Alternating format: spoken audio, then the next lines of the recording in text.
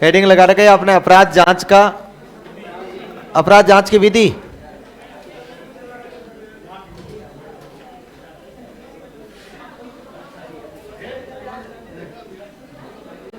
इसमें लिखो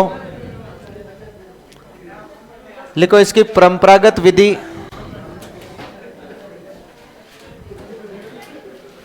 इसकी परंपरागत विधि, इसकी परंपरागत विधि, इसकी परंपरागत विधि, इसकी परंपरागत विधि। हाँ, इसी में लिखना है,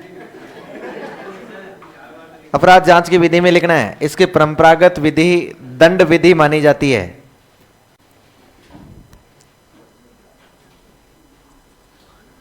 परंपरागत विधि दंड विधि मानी जाती है, जो वर्तमान में मान्य नहीं है, जो वर्तमान में स्वीकार्य नहीं है। ऐसे लिखो, जो वर्तमान में स्वीकार्य नहीं है।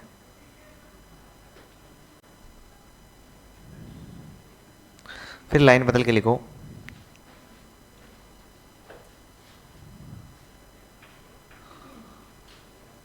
इसके लिए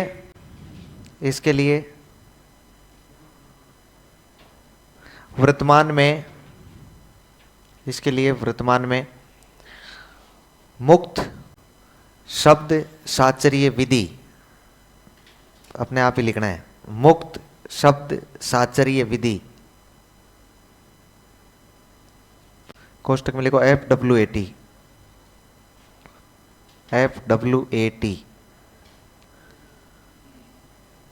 को काम में लिया जाता है। मुक्त शब्द साचर्य विधि को काम में लिया जाता है।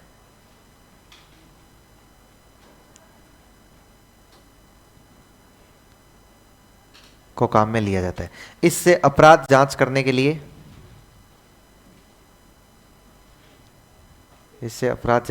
लिए, दो प्रकार के शब्दों की सूची बनाई जाती है। दो प्रकार के शब्दों की सूची बनाई जाती है।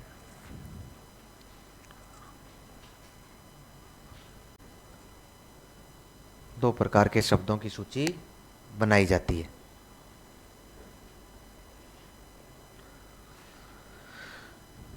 शब्दों की सूची बनाई जाती है। नंबर 1 लिखो, तटस्थ शब्द। तटस्थ शब्द,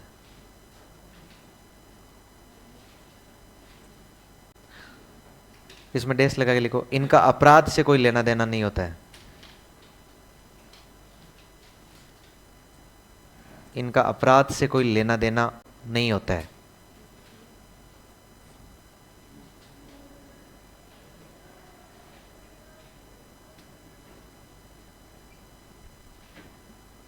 अपराध से कोई लेना देना नहीं होता है। 2 नंबर लिखो, क्रांतिक शब्द।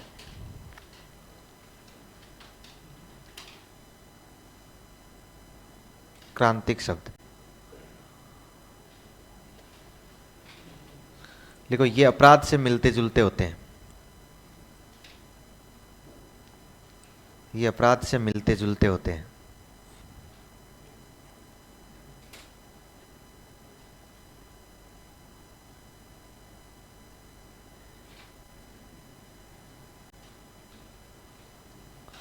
फिर लाइन बदल के लिखना है,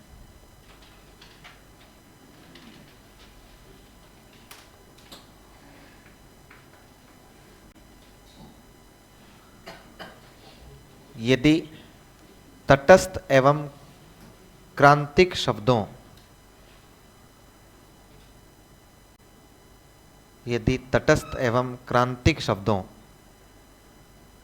के प्रतिक्रिया काल में,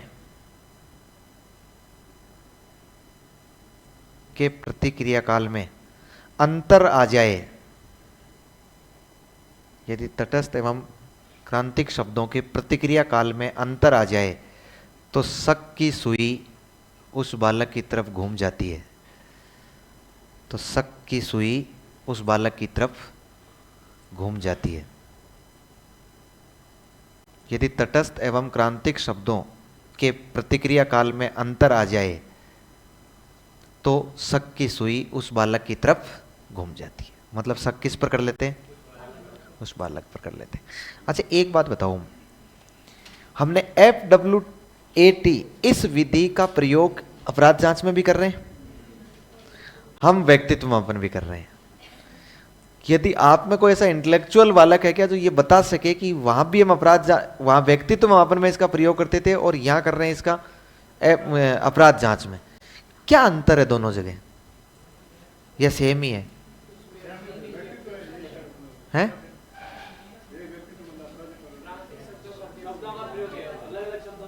अलग अलग शब्दों का प्रयोग है और हाँ अंतर है ये।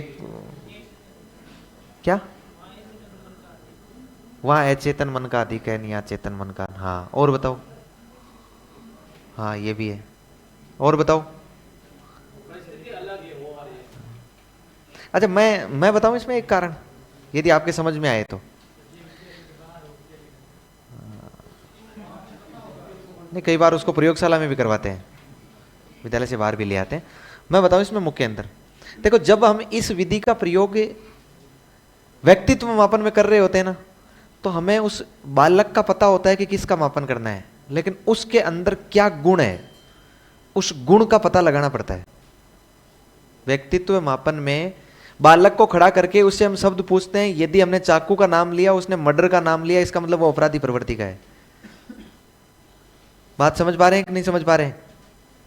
देखो उस समय मैंने पूछे भी थे किसी से शब्द, हमें बालक का तो पता है कि इसके व्यक्तित्व का अध्ययन करना है, लेकिन उसके लक्षण कैसे हैं, उसका व्यक्तित्व है कैसा, यह पता नहीं होता है। अपराध जांच में हमें यह तो पता है कि इसने मर्डर किया है, लेकिन उन बालकों में से किया किसने है यह पता नहीं है। देखो जब हम व्यक्तित्व का मापन कर रहे होते हैं तब हमें व्यक्ति का पता होता है लेकिन गुण का पता नहीं होता है, और जब हम यहां पर अपराध जांच कर रहे होते हैं तो हमें गुण का पता होता है लेकिन व्यक्ति का पता नहीं होता है। हमें यहां पर किसको निकालना है? उस व्यक्ति को निकालना है। वहां पर किसको निकालना है? उस व्यक्ति से गुण को निकालना है, किसका गुण क्या है। यहां पर उसके लक्षण तो पहले बताया कि मर्डर करके आया, लेकिन करके कौन आया ये पता नहीं है इनमें से। वहां पर वो व्यक्ति सामने खड़ा है, इसके गुण को निकालोगे आप। वहां पर बालक तो सामने खड़ा है, उस बालक के व्यक्तित्व का आप अध्ययन करोगे। यहां पर बालक एक नहीं होता है, 5-7 बालक होते हैं शक के आधार पर, उनमें से एक बालक का मापन करना होता है। नीचे अलग से नोट लगा के लिखो।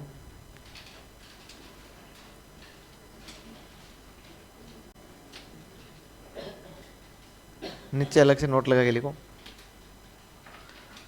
लिखो FWAT विधि का प्रयोग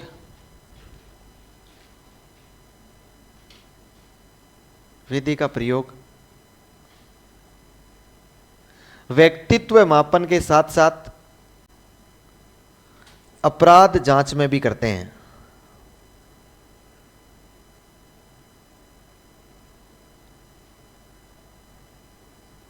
दोनों में मुख्य अंतर यह है कि दोनों में मुख्य अंतर यह है कि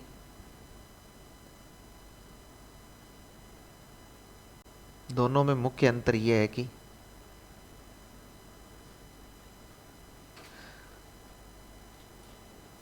व्यक्तित्व जांच के समय, व्यक्तित्व मापन के समय हमें व्यक्ति का पता होता है, हमें व्यक्ति का पता होता है एवं उसके गुण का पता लगाना पड़ता है।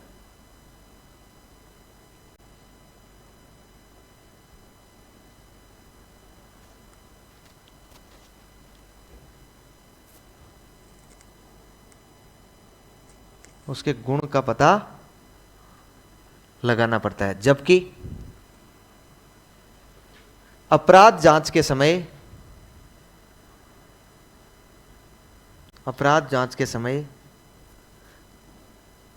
गुण का पता होता है एवं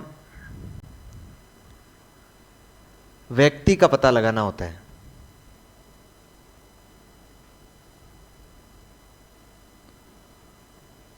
समझ गए ना? नहीं समझे तो इसको एक बार और पढ़ लेना, तब समझ जाओगे। भाई यहां पर अपन लखन का तो बताया कि मर्डर कर दिया है, हत्या हुई है, अपराधी है, लेकिन वो अपराधी है कौन, ये लखन किस में है, इस व्यक्ति में है कि इस व्यक्ति में है कि इस व्यक्ति में है। वहां पर हमें बालक का पता होता है कि ये व्यक्ति है आपके सामने, और इस व्यक्ति के गुण का पता लगा लो आप, तो दोनों में थोड़ा सा अंतर होता है ना। अच्छा, वर्तमान में इस FWAT से भी आगे बढ़ गए हम, अपराध जांच के मामले में इससे और आगे बढ़ गए हैं। आपको बताओ तो वर्तमान में इसके लिए हम एक विधि का प्रयोग करते हैं जिसे कहते हैं हम लोग पॉलीग्राफ। क्या बोलते हैं? पॉलीग्राफ विधि होती है ना। पॉलीग्राफ विधि किसके माध्यम से? लाइट डिटेक्टर के माध्यम से। डिटेक्टर मतलब क्या होता है? डिटेक्टर का मतलब होता है डिटेन करने वाला यंत्र, मतलब एक मशीन, और लाई यानी झूठ, झूठ को पकड़ने वाली मशीन। अपराध में झूठ ही तो बोलता है ना आदमी कि मैंने नहीं किया है, तब लाइट डिटेक्टर लगाया जाता है। आजकल लाइट डिटेक्टर से पता लग जाता है किस लिए अपराध करना मत।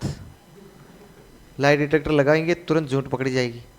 आप चाहे कितना ही कहोगे ना कि मैंने नहीं किया है, कुछ भी कर लो भले, मैंने नहीं किया है, मैंने नहीं किया है, आपको लाइट डिटेक्टर पर चढ़ाया जाएगा। अच्छा, ये कोई थ्रेसर जैसी बहुत बड़ी मशीन नहीं होती है, आपको लगे कि बहुत बड़ी मशीन होगी, उसके अंदर डाला जाएगा, झूठ पता बाहर आ जाएगी।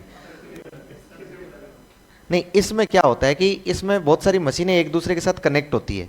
वहाँ मशीनें पड़ी हुई है, मुझे कुर्सी पर बिठा लिया जाएगा, मैं बैठ गया, अब मेरे वो केबल वेबल लगा दी जाएगी, मतलब जैसे आपने ECG वगैरह कभी देखी है ना, इस प्रकार की केबल्स लगा दी जाएगी।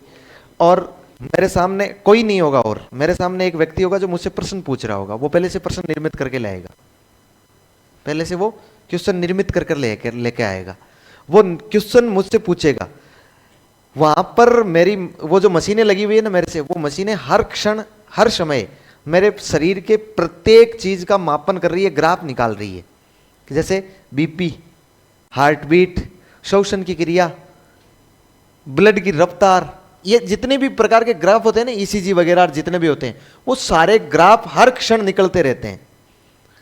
मुझसे वो सवाल पूछेगा, वो सवाल ऐसे उल्टे सीधे पूछता है। जैसे मान लीजिए उसको पता लगाना है कि एक मर्डर हुआ है लेकिन हत्या इसने की है या नहीं की है, तो वो बेटा बेटा सवाल पूछेगा कि आप उस दिन कहाँ थे, तो मैं सीधा सीधा जवाब दूंगा। अब वो उल्टा उल्टा सवाल, ऐसे सीधा सवाल नहीं पूछेगा, वो कहेगा कि आपने जब हत्या की तो चाकू से की या बंदूक से की। अब हमें तो ये सोचकर जवाब देना होगा कि मैंने हत्या की। अचानक से मुंह से निकल जाएगा कई बार, तो कई बार लाइट डिटेक्टर की जरूरत ही नहीं पड़ती होगी चाकू से। आपने जब हत्या की तो वहां पर घर में 2 लोग थे या 3 लोग थे, वो चीख रहा था या चिल्ला रहा था, मतलब ऐसे ऐसे उल्टे सीधे सवाल पूछे जाते हैं, उसको सोच समझ के देना होता है।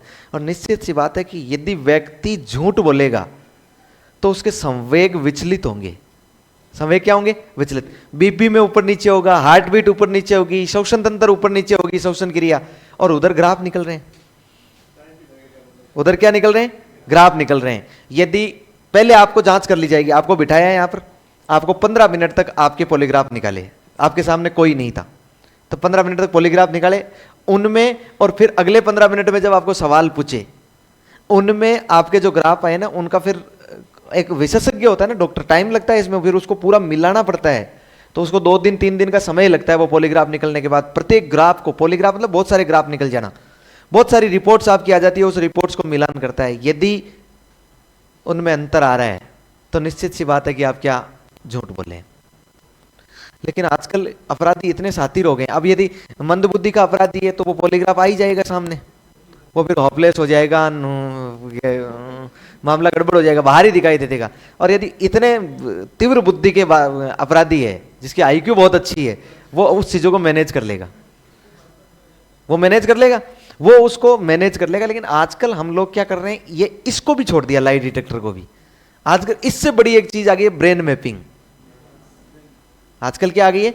Brain mapping. ये इससे ऊपर की चीज है, ब्रेन मैपिंग। देखो, ध्यान ये रखना है कि वर्तमान में अभी तक इसकी ऐसे सीधी सीधी मंजूरी हमें कोर्ट ने नहीं दी है, मंजूरी हमें कोर्ट ने नहीं दी है। इसके लिए आपको जिसकी आप लाई डिटेक्टर या ब्रेन मैपिंग से जिसको गुजार रहे हो ना, उसकी अनुमति चाहिए होती है। यदि आप अनुमति नहीं दोगे ना, तो आप पर लाई डिटेक्टर यूज नहीं किया जा सकता है। फिर वो पुलिस वाले कोर्ट में लगाएंगे, वो कहेंगे कि हमें उस व्यक्ति की अनुमति चाहिए, तो फिर कोर्ट अनुमति देगा कि हाँ उसकी लाई डिटेक्टर उस पर लागू किया जाए। सामान्य से आप यदि अनुमति नहीं दोगे तो। ब्रेन मैपिंग में क्या होता है कि ब्रेन मैपिंग में जैसे अपने शरीर के अलग अलग ग्राफ निकल रहे थे ना, वैसे ब्रेन में जो फोटो छप रही है ना, ब्रेन में जो संवेगों की फोटो छप रही है ना, उस फोटो के ग्राफ निकलते हैं। आपको उसने सवाल पूछा ना, सवाल पूछा, उसने पूछा कि आपने हत्या चाकू से की या बंदूक से की, तब निश्चित रूप से यदि आपने हत्या की है तो उन पुलिस वालों को पता है किन से हत्या की है, तो निश्चित रूप से आप उस बात को छुपाओगे। आपको थोड़ा सा आप सोचोगे ना कि हत्या तो चाकू से की थी, लेकिन इसको क्या बताना है, तो फिर आप सोचोगे कि मैंने हत्या नहीं की है, ये कहोगे ना। अच्छा, ये जो सोचा है ना मन में पहले मस्तिष्क में कि हत्या तो की है लेकिन मुझे इस सवाल का जवाब ऐसे देना है, वो छप जाएगा, वो सामने आ जाएगा। निश्चित रूप से नहीं बचा जा सकता है ब्रेन मैपिंग में, 1% नहीं बचा जा सकता है, चाहे आप कैसा ही कर ले। आपके मस्तिष्क में इमेज क्या छप रही है, वो इमेज किस में आ जाएगी, ग्राफ के रूप में निकल कर आ जाएगी। तो आजकल इसका उपयोग होने लग गया है, इसलिए अब वो संभावनाएं नहीं बची है कि आप यदि अपराध कर दो और बच जाओ, ऐसी संभावनाएं कहीं नहीं बची है। 1% संभावना पहले होती थी, अपराध करने के बाद भी व्यक्ति बच जाता था, आजकल वो संभावनाएं खत्म हो गई है। लिखो,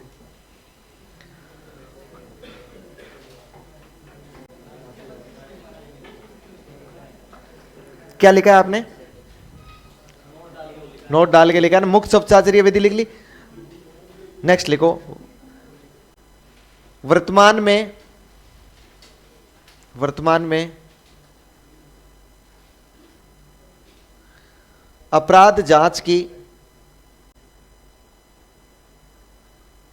आधुनिक विधियां भी काम में ली जाने लगी है।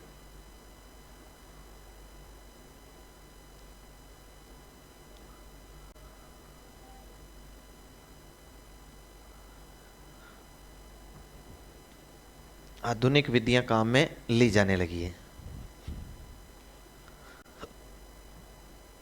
जैसे पॉलीग्राफ, कोष्टक में लिख लो लाई डिटेक्टर,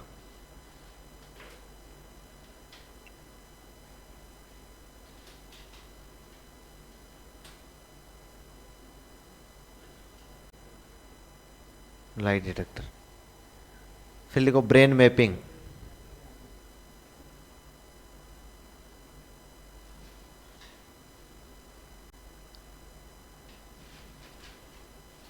दो नंबर क्या हो गया, ब्रेन मैपिंग। तो ये आधुनिक विधियां एक नहीं है, इनको भी आजकल अपराध जांच में लेने लग गए ना। हो गया, कौन सा बालक पढ़ रहे थे हम लोग, बालक। 4 बालक पढ़ लिए ना हमने, 5वां बालक लिखो, कौन सा लिखे,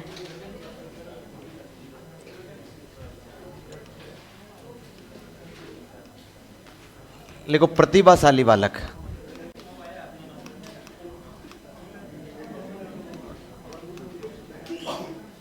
प्रतिभाशाली बालक,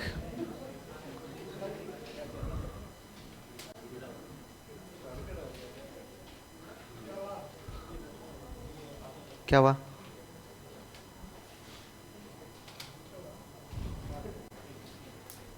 अरे तुम आवाज कर रहे हो तब कह रहे हैं कि क्या हुआ, कि मुझे फिर बार बार शर्म आती है कहने में, बार बार क्या कहूँ आपको। अब देखो, जैसे ऐसे आग लगाने वाले, क्या लिखा है, आग लोरेंस, पता नहीं क्या आईडी है, ये लिख रहे हैं कि सर 2nd ग्रेड और रीट लेवल 2 साइकोलॉजी सिलेबस समान है या अलग अलग।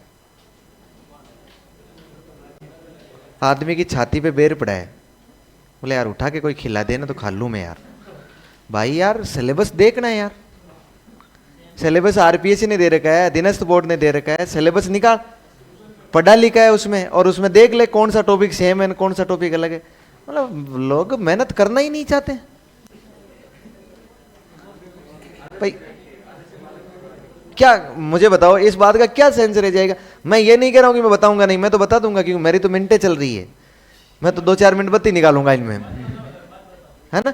लेकिन दिक्कत ये है कि यार खुद थोड़ा बहुत ये डिपेंडेंट बनो। इतने इंडिपेंडेंट, इतने आश्रित मत रहो, मतलब इतने डिपेंडेंट मत रहो, खुद थोड़ा सा स्वतंत्र बन जाओ आप।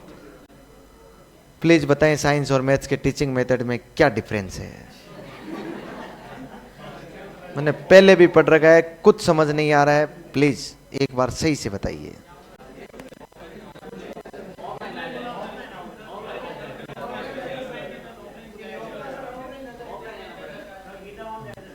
कृतिका जी, मैं आपसे माफी चाहता हूं कि मुझे नहीं आती है शिक्षण विधियां। अब करें क्या, तो जवाब ऐसे देना पड़ेगा, अब गालियां थोड़ी निकाल दें। हाँ, ऑफलाइन वाले बहुत बोलते हैं, लेकिन ऑफलाइन वाले बहुत सच बोलते हैं। मानता हूं ऑफलाइन वाले बहुत बोलते हैं, लेकिन बहुत सही बोलते हैं। देखिए, आप लोग पढ़ने पे ध्यान दीजिएगा, ये चीजें मेरे बस की बात नहीं है। मैं टीचिंग मेथड जानता ही नहीं हूं, टीचिंग मेथड क्या होता है। और फिर ऊपर से मैथ और साइंस का नाम और ले लिया आपने। नहीं जानता हूं, आप किसी और से इस बात के लिए प्रयास कीजिएगा। I am very sorry.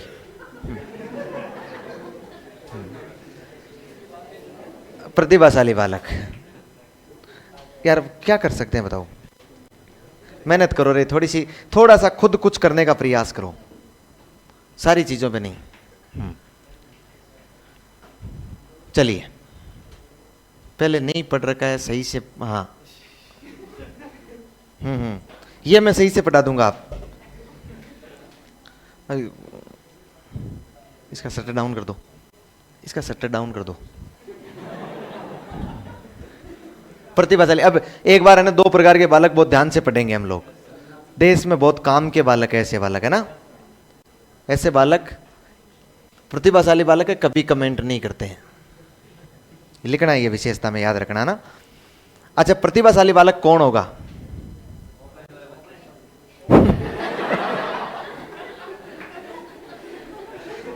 लिखो, अपने से, जो बालक अपने से उच्च स्तर का कार्य भी आसानी से कर सकते हैं।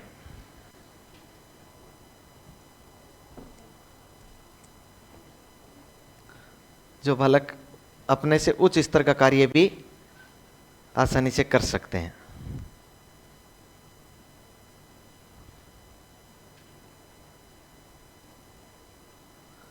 उच्च स्तर का कार्य भी आसानी से कर सकते हैं।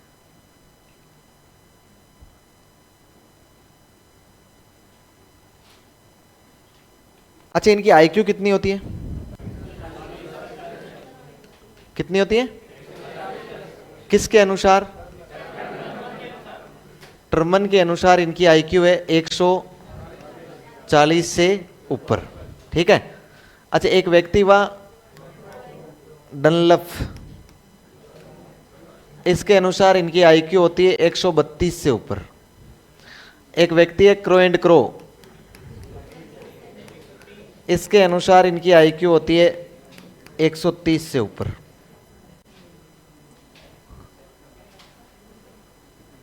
लिख लो। टर्मन के अनुसार 140 से ऊपर, डनलप के अनुसार 132 से ऊपर और क्रो एंड क्रो 130 से ऊपर।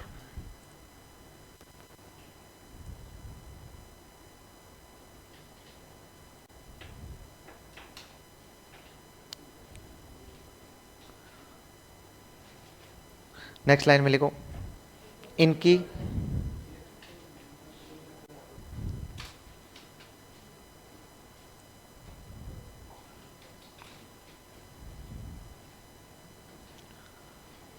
लिखो, इनकी मानसिक एवं तार्किक क्षमताएं उच्च स्तर की होती है। इनकी मानसिक एवं तार्किक क्षमताएं उच्च स्तर की होती है।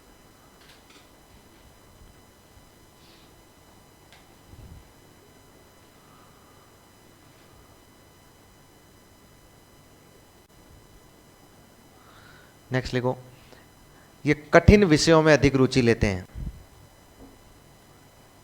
ये कठिन विषयों में अधिक रुचि लेते हैं।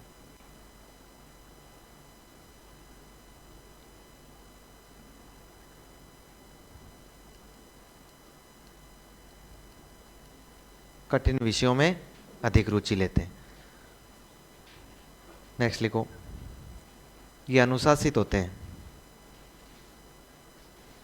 अनुशासित होते हैं।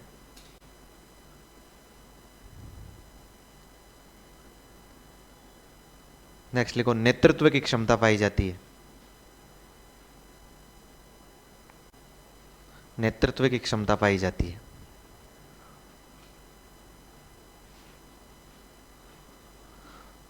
आपको पता है ना, क्लास में मॉनिटर यही होते हैं, सामान्यतः इन्हीं को बनाते हैं ना, और क्लास इनके कंट्रोल में होती है, क्लास पूरी इनके कंट्रोल में होती है। ये जैसा कहते हैं वैसा पूरी क्लास इनके साथ चलती है।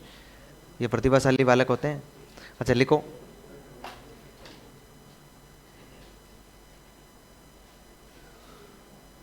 ये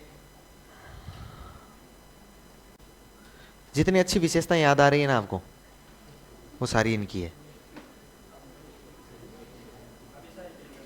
हैं? हाँ लिखो, इनका चिंतन अभिसारी प्रकार का होता है, इनका चिंतन अभिसारी प्रकार का होता है, इनका चिंतन अभिसारी प्रकार का होता है।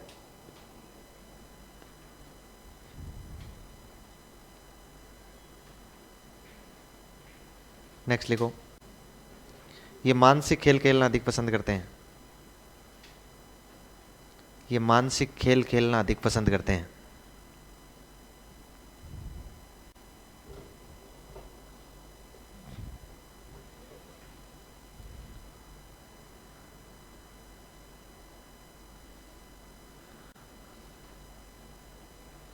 नेक्स्ट लिखो, ये सफलता के पीछे दौड़ते हैं,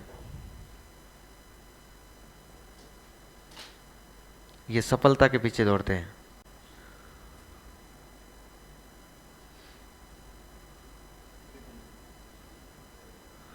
नेक्स्ट लिखो, ये कक्षा में आगे की पंक्तियों में बैठते हैं,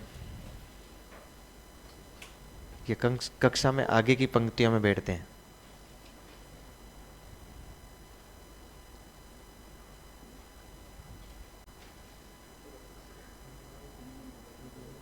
नेक्स्ट लिखो, ये पहले से पढ़ लिख कर आते हैं, पहले से पढ़ लिख कर आते हैं।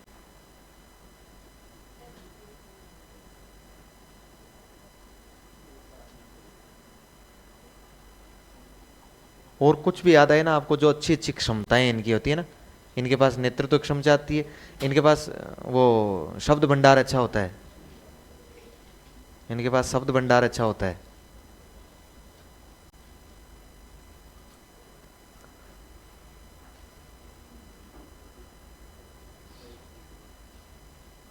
हो गया ना?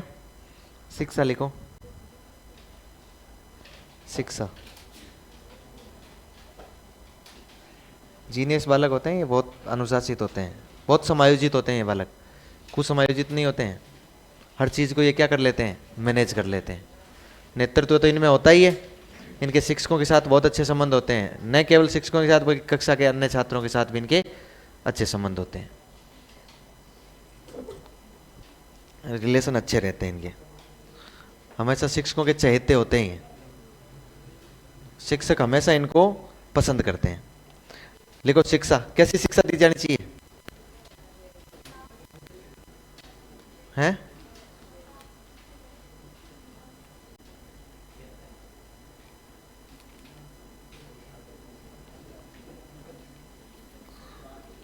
कैसी शिक्षा देनी है?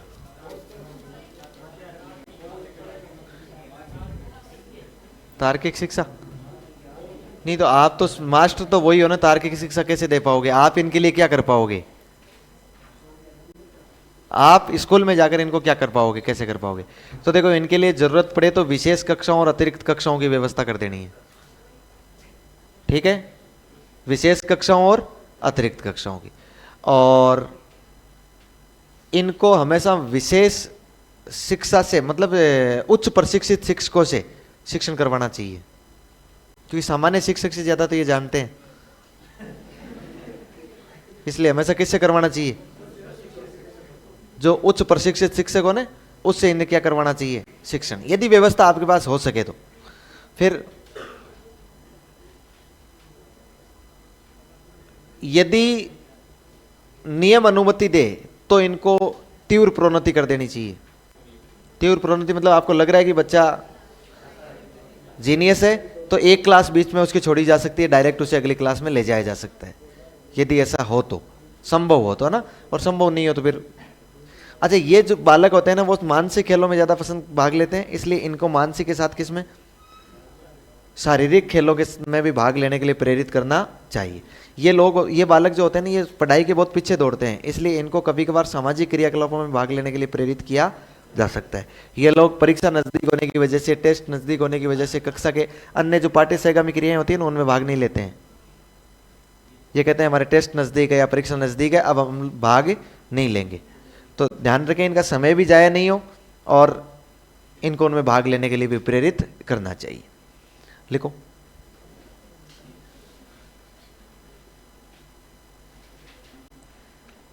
नंबर 1 लिखो। क्या लिखोगे नंबर 1? क्या लिखा था हमने, क्या सोचा था नंबर 1 पे, क्या पढ़ा? लिखो, इनके लिए अतिरिक्त एवं विशेष कक्षाओं की व्यवस्था की जानी चाहिए। इनके लिए अतिरिक्त एवं विशेष कक्षाओं की व्यवस्था की जानी चाहिए।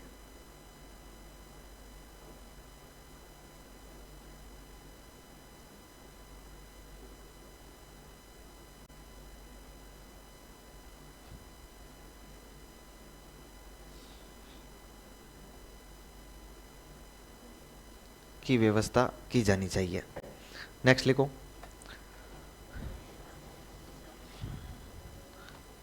उच्च प्रशिक्षित शिक्षकों की नियुक्ति की जानी चाहिए। उच्च प्रशिक्षित शिक्षकों की नियुक्ति की जानी चाहिए।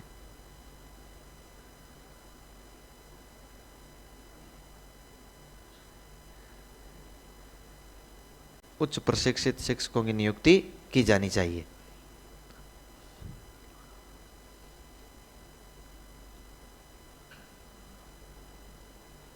नेक्स्ट लिखो। पाठ्य सहगामी क्रियाओं, पाठ्य सहगामी क्रियाओं एवं शारीरिक खेलों के लिए प्रेरित किया जाना चाहिए।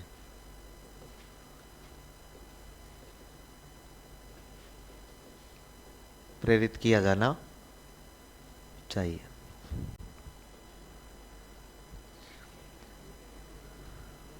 नेक्स्ट लिखो। तीव्र प्रोन्नति कर देनी चाहिए। तीव्र प्रोन्नति कर देनी चाहिए।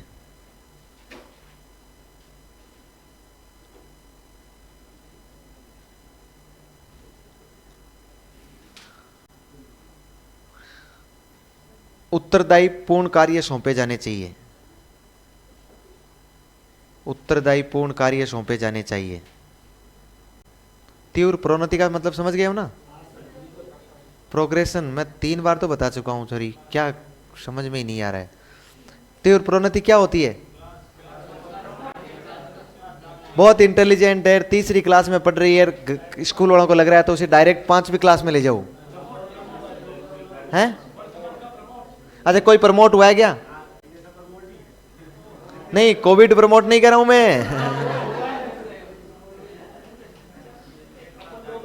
कितनी बार? ओ, क्या बात है।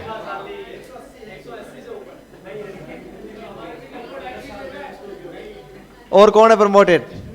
कौन सी? पहली से तीसरी। और पहली से तीसरी, तीसरे से 5वीं बारी, तीसरे से 5वीं। देख लो, प्रतिभाशाली सब आगे बैठे हैं कि नहीं बैठे हैं? ओ वेरी गुड। कुछ प्रतिभाएं पीछे भी छुपी है, हैं? अच्छा, एक ये ना, इनका व्यक्तित्व बहुत समायोजित होता है। ये छोटी सी बात पे तुनक मिजाजी वाले बात लोग नहीं होते हैं, संभव ही नहीं है। उम्मीद बहुत ज्यादा होती है इनके पास, निराशावादी नहीं होते। हाँ, चिंतित जरूर रहते हैं, सफलता के पीछे दौड़ते हैं, इसलिए चिंतित हमेशा रहते हैं। अच्छा, कोई ऐसा है कि जो आप में फेल हुआ है? जो फेल हुआ है, फेल हुआ है, हैं? कोई नहीं है? नहीं, दूसरे की नहीं बतानी है, खुद का। कोई बालक 2 बार पढ़ना चाहता हो तो नहीं। देखो पहली बात तो उस टाइम में बालक को तो पता ही नहीं है फ्रेशर मेंटेन कैसे होगा, पढ़ना चाहता है कि नहीं चाहता है। घर वालों को पता होता है कि भाई बालक पर फ्रेशर है, 2 बार पढ़ना चाहिए तो पढ़ ले। हाँ तो पढ़ ले बोले, क्या फर्क पड़ता है।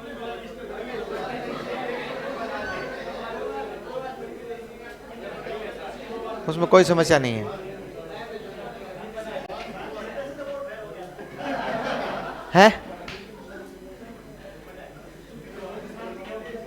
देखो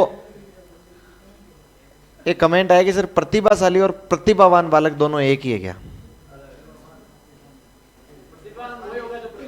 यार तो ये सवाल कॉमन सेंस की बात है। प्रतिभाशाली या कह दो या प्रतिभावान कह दो, जीनियस है बालक। क्या है? इसीलिए मैं कहता हूं अंग्रेजी अच्छी है। मैं ये नहीं कहता हूं कि अंग्रेज अच्छे हैं, लेकिन अंग्रेजी अच्छी है। अंग्रेजी अच्छी है। अंग्रेजी में एक ही शब्द है जीनियस। हिंदी में उसके कितने ही सिंगड़े पूंछड़े लगा दो बोले। हाँ मैं कहाँ बात चल रही थी अपने?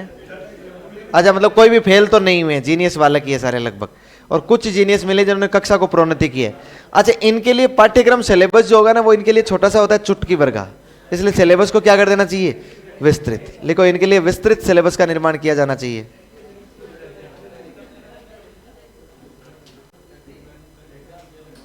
है इनके लिए विस्तृत पाठ्यक्रम का निर्माण किया जाना चाहिए। विस्तृत पाठ्यक्रम का निर्माण किया जाना चाहिए।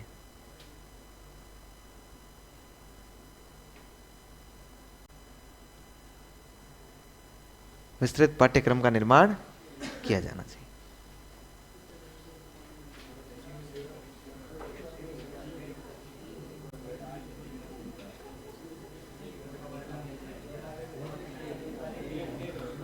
छोरा जवाब दे दूंगे मैं, हालांकि मैं शिक्षक हूं, मुझे देना नहीं चाहिए, लेकिन सामने वाला भी तो शिक्षक है। कर्तिका कह रही है कि ऐसे मजाक बनाते हैं जैसे ऑनलाइन वाले फ्री में ही पढ़ रहे हैं। नहीं तो हाँ ईगो हर्ट हो गया। नहीं तो आपको क्या लगता है कि आपने 10-5 हजार रुपए में खरीद लिया है? ऐसा है क्या? आपको ऐसे लगने लग गया क्या? नहीं यदि ऐसा है तो ये पूरा जो बैच है ना 500 बच्चों का, उन सब की फीस आप दे दो, आप अकेले पढ़ लो आराम से आगे। आपका कोई मजाक नहीं बनाएगा दूसरा। और मुझे बताओ जब मैं बात कर रहा हूं होली की, आप मुझसे पूछ रहे हैं दीपावली की, ये तो ठीक रहा मैंने गालियां नहीं निकाली। मैं कह रहा हूं बात कर रहा हूं साइकोलॉजी की, आप मुझे पूछ रहे हैं साइंस और मैथ की टीचिंग विधियों में क्या अंतर है। मजाक आप खुद बन रहे हैं, बनाया नहीं जा रहा है। समझ पा रहे हैं ना? तो हाँ अब नहीं बनाऊंगा मैं ऑनलाइन वालों को मजाक। चलिए आगे लिखिए। नहीं यार मुझे एक बात बताइए, जब आपने सवाल में पढ़ा क्या रहा हूं, आप पूछ मुझसे क्या रहे हैं, ये फिर मजाक बनाने की। 500 लोगों का समय खराब होता है आपके सवाल का जवाब देने में। एक व्यक्ति का 5 मिनट खराब होता है, 500 लोगों का 2500 मिनट खराब होता है। उसका कोई मोल होता है क्या? अनमोल होता है। वो क्या होता है? अनमोल।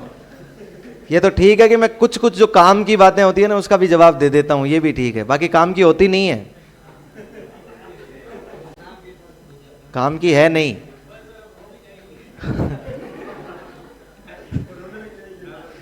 तुम शांत रहो, मैं संभाल लूंगा अपने आप।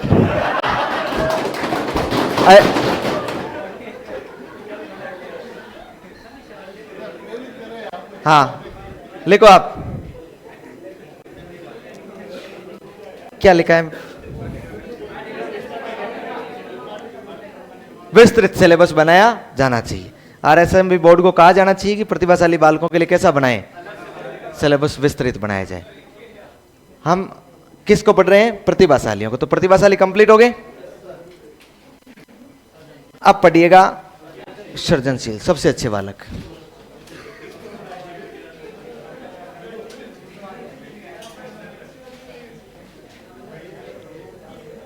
सर्जनशील बालक, सर्जनशील बालक,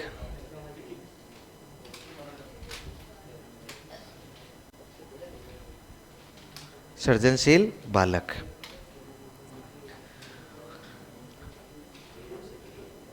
लिखो।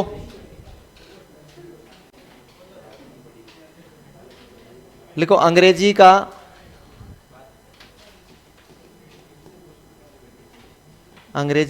क्रिएटिविटी, अंग्रेजी का क्रिएटिविटी,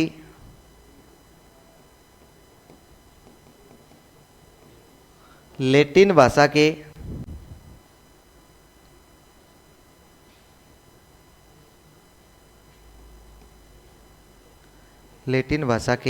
कैसे बनाए?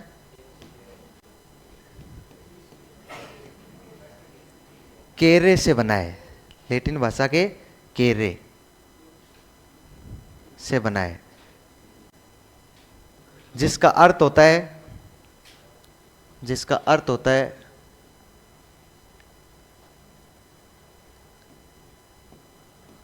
टू मेक, जिसका अर्थ होता है टू मेक,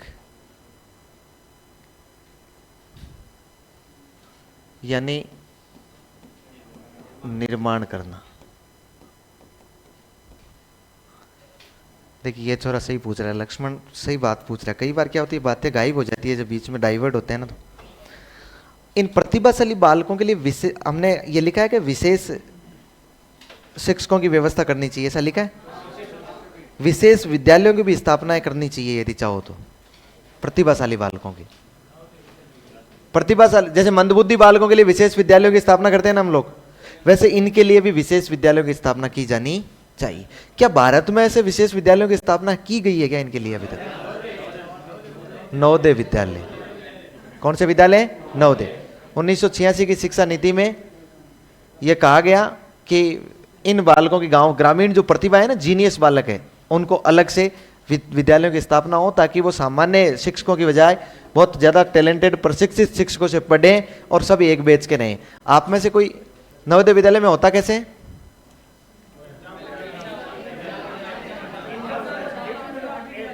है? 5वीं और 8वीं में जब अलग पढ़ता है तो उसका एग्जाम होता है।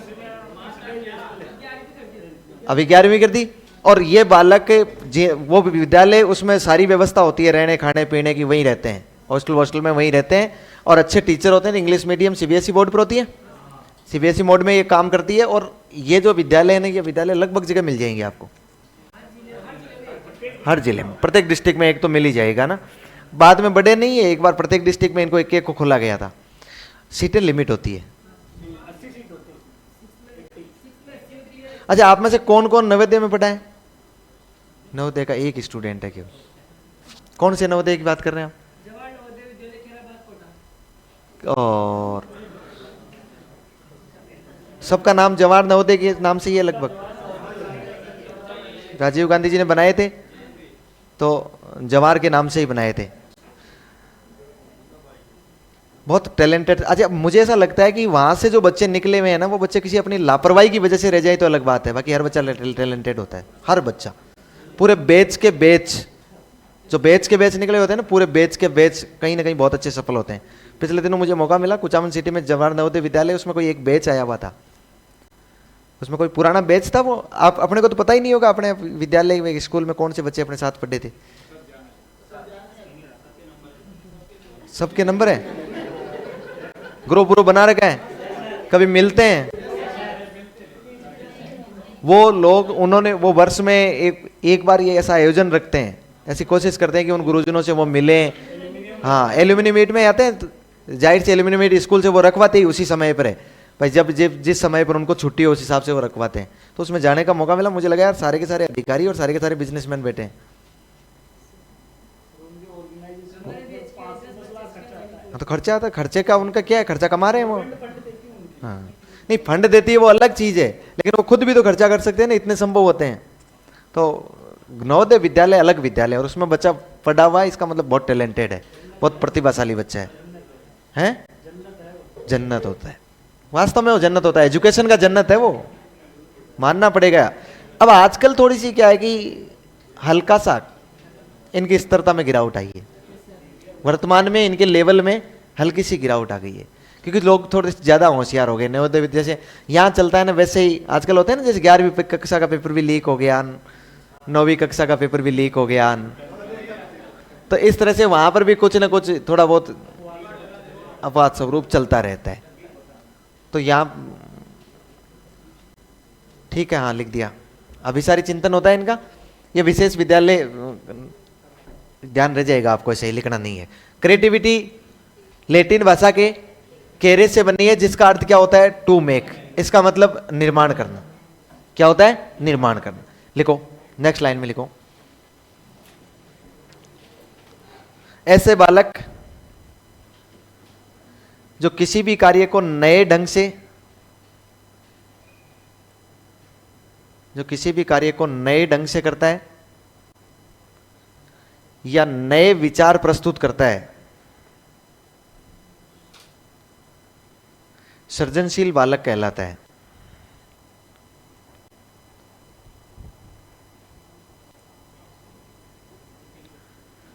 किसी भी कार्य को नए ढंग से करता है या नए विचार प्रस्तुत करता है, नए विचार प्रस्तुत करता है, सृजनशील बालक कहलाता है।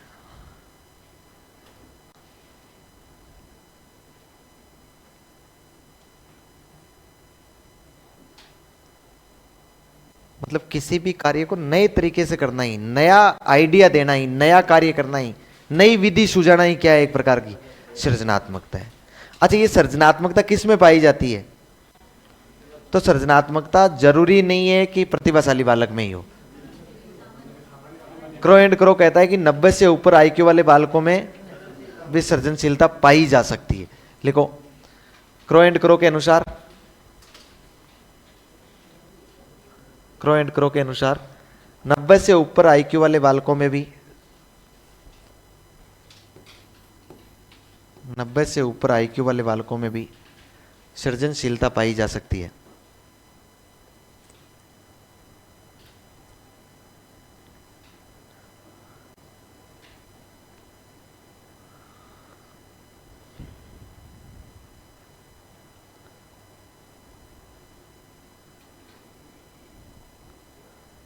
सृजनशीलता पाई जा सकती है। नेक्स्ट लिखो, इनका चिंतन अपसारी प्रकार का होता है।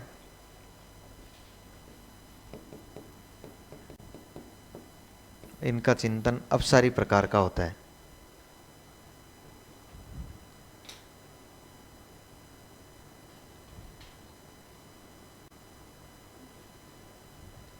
अपसारी प्रकार का होता है। अच्छा, हमने दो चिंतन की बात की है ना, एक अपसारी और दूसरा अभिसारी। अंग्रेजी में क्या बोलते हैं? डाइवर्जेंट कौन सा होगा?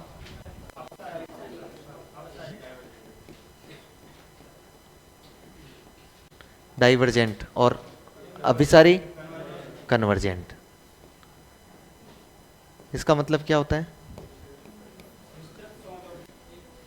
कन्वर्जेंट का मतलब तो एक जगह एकत्रित कर देना, और डाइवर्जेंट का मतलब विस्तार। जैसे उत्तल और अवतल लेंस देखें, एक ऐसा लेंस होता है जो किरणों को लाकर एक जगह केंद्रित कर देता है, वो कन्वर्जेंट है, अभिसारी है। और जो किरणों को बिखेर देता है वो क्या है? इसका मतलब है कि ये जो सोच होती है ना, ये सोच संकीर्ण सोच होती है। क्या होती है? संकीर्ण सोच होती है। ये सोच कैसी होती है? विस्तीर्ण सोच होती है। विस्तीर्ण सोच होती है। देखो, यदि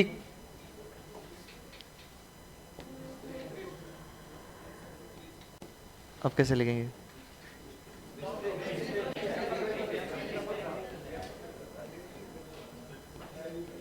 ये लो, अब क्या कर लोगे ना।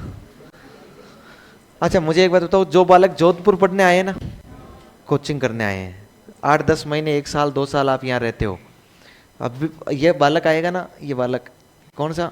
ये कौन है? प्रतिभाशाली बालक। ये बालक जोधपुर केवल इसने इतना ही देखा है, घर से रेलवे स्टेशन, रेलवे स्टेशन से ये रेलवे स्टेशन, इस रेलवे स्टेशन से रोम, रोम से कोचिंग। इसके अलावा इन्होंने जोधपुर में कुछ नहीं देखा होता है, कहीं भी नहीं गए होते हैं, गली से बाहर भी नहीं गए होते हैं, ज़्यादा दूर बाहर नहीं जाते हैं ये, क्योंकि इनका एक ही टारगेट होता है, लक्ष्य के लिए बहुत डेडिकेटेड होते हैं ये, लक्ष्य के लिए रात रात भर तक सोते नहीं है, लक्ष्य के लिए डेडिकेटेड होते हैं, इसलिए ये लोग, इनकी सोच संकीर्ण ऐसी होती है, मतलब सोच थोड़ी सी कन्वर्जेंट टाइप की होती है, एक लक्ष्य को लेकर टारगेट में उसको हासिल करने के लिए, सफलता के पीछे भागने में। अभिसारी प्रकार के, अपसारी प्रकार के जो होते हैं ना, वो जोधपुर में 1 साल यहाँ रह जाएंगे ना, पूरा जोधपुर छान जाएंगे वो, जोधपुर की सारी अच्छी चीजें, सारी बुरी चीजें उन्हें पता होगा, प्रत्येक चीजें उसे सारी पता होगी, नई सड़क कहाँ है और पुरानी सड़क कहाँ है, उन्हें किस जगह अरोड़ा नमकीन है, किस जगह चतुर्भुज वाला है, किस जगह सूर्या नमकीन है, कहाँ रावण का आता है, कहाँ रमजान जी का आता है, सब बातें पता होगी उनको। और न केवल एकमात्र उद्देश्य से आते हैं, उनके उद्देश्य हजारों होते हैं, एक उद्देश्य से अभिसारी अपसारी चिंतन करने वाले लोग नहीं आते। बात समझ पा रहे हैं? यहां से यदि वो पैदल अपने कमरे पर जाते होंगे ना, रोजाना अलग अलग रास्ते से जाते होंगे, देखिए आज इस गली से चलें, देखें ये गली में कहीं रास्ता मिलेगा कि नहीं मिलेगा, आज इस गली से चलें। और अभिसारी होते हैं ना, उन्होंने एक रास्ता पकड़ लिया होता है ना, मरे मार नहीं छोड़ते हैं, वो सोचते हैं पता नहीं दूसरी गली में उलझ गया ना तो सही आऊंगा कि नहीं आऊंगा।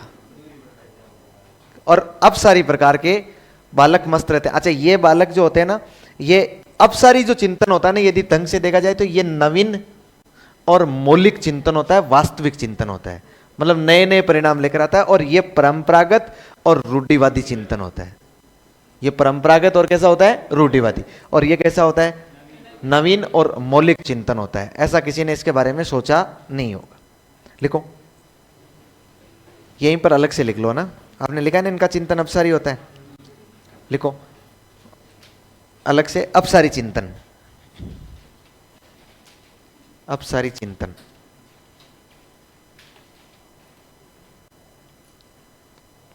अपसारी चिंतन।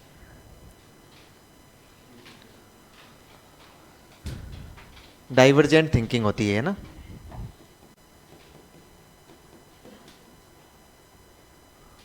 Divergent thinking.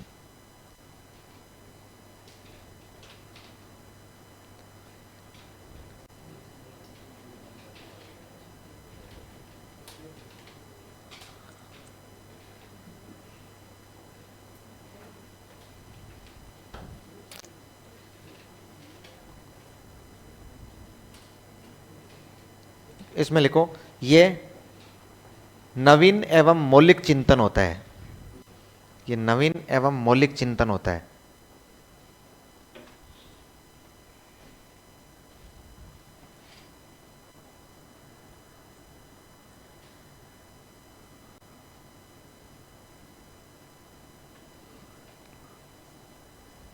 नवीन एवं मौलिक चिंतन होता है। और दूसरा लिख लो, अभिसारी चिंतन।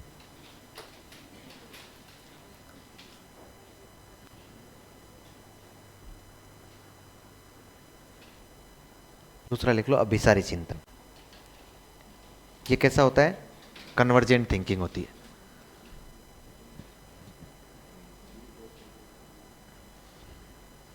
कन्वर्जेंट थिंकिंग होती है।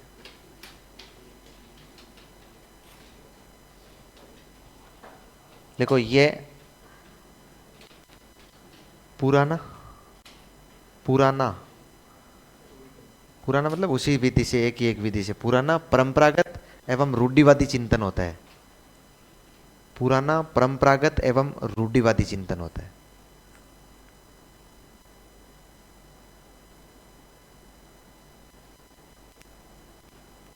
हो गया, रूढ़िवादी चिंतन होता है। अब हम लिख रहे थे, लास्ट लाइन क्या लिखी थी आपने, इनका चिंतन अपसारी होता है। नेक्स्ट लिखो, ये मुझे दे दो, क्या पता उल्टी सीधी बात लिखी आ सकती है। लिखो, ये देश की अमूल्य निधि होते हैं,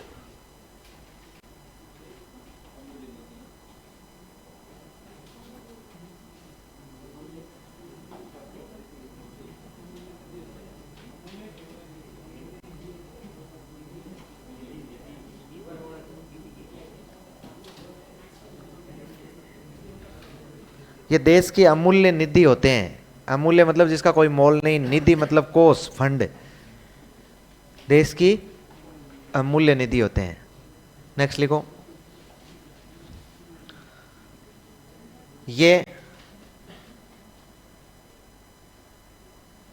अच्छा मूडी प्रकार के लोग, मूडी मूड, इनका मूड पर डिपेंड करता है ना। हाँ लिख लो, ये मूडी प्रकार के लोग होते हैं, मूडी जिसे बोलते हैं ना हम लोग, मतलब इनका मूड का चलते बदल जाए, ये इनका मूड होगा तो होगा, नहीं तो नहीं होगा तो नहीं होगा, नहीं सुनेंगे। इनका मूड है, आपने कह दिया ना कि शादी में चलना है, इनका मूड है तो जाएंगे, वरना नहीं जाएंगे, आप चाहे कुछ भी कह दो, कितना ही कर लो। ये इस टाइप के लोग होते हैं ना, हल्के पागल होते हैं, लगते हैं लोगों को हल्के पागल लगते हैं, ऐसा लगता है कि ये पागल है। ये नेक्स्ट लिखो, ये कक्षा में पीछे की पंक्तियों में बैठते हैं,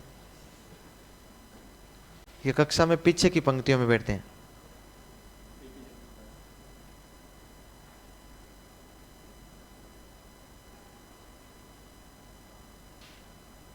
कक्षा में पीछे की पंक्तियों में बैठते हैं।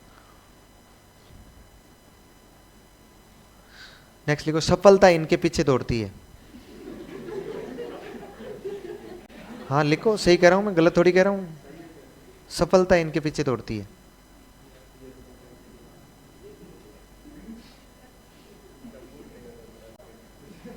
सफलता इनके पीछे दौड़ती है, राइट सी बात है, ये गलत नहीं है। अच्छा, इनकी 4 विशेषताएं महत्वपूर्ण मानी जाती है, लिखो इनकी 4 विशेषताएं महत्वपूर्ण मानी जाती है, महत्वपूर्ण मानी जाती है।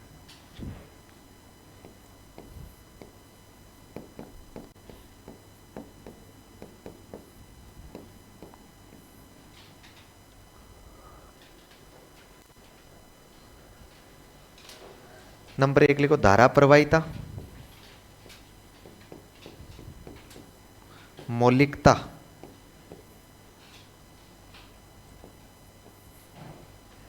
और क्या होती है, विस्तारण और लचीलापन। लचीलापन, मौलिकता मतलब नवीनता भी कहते हैं इसको।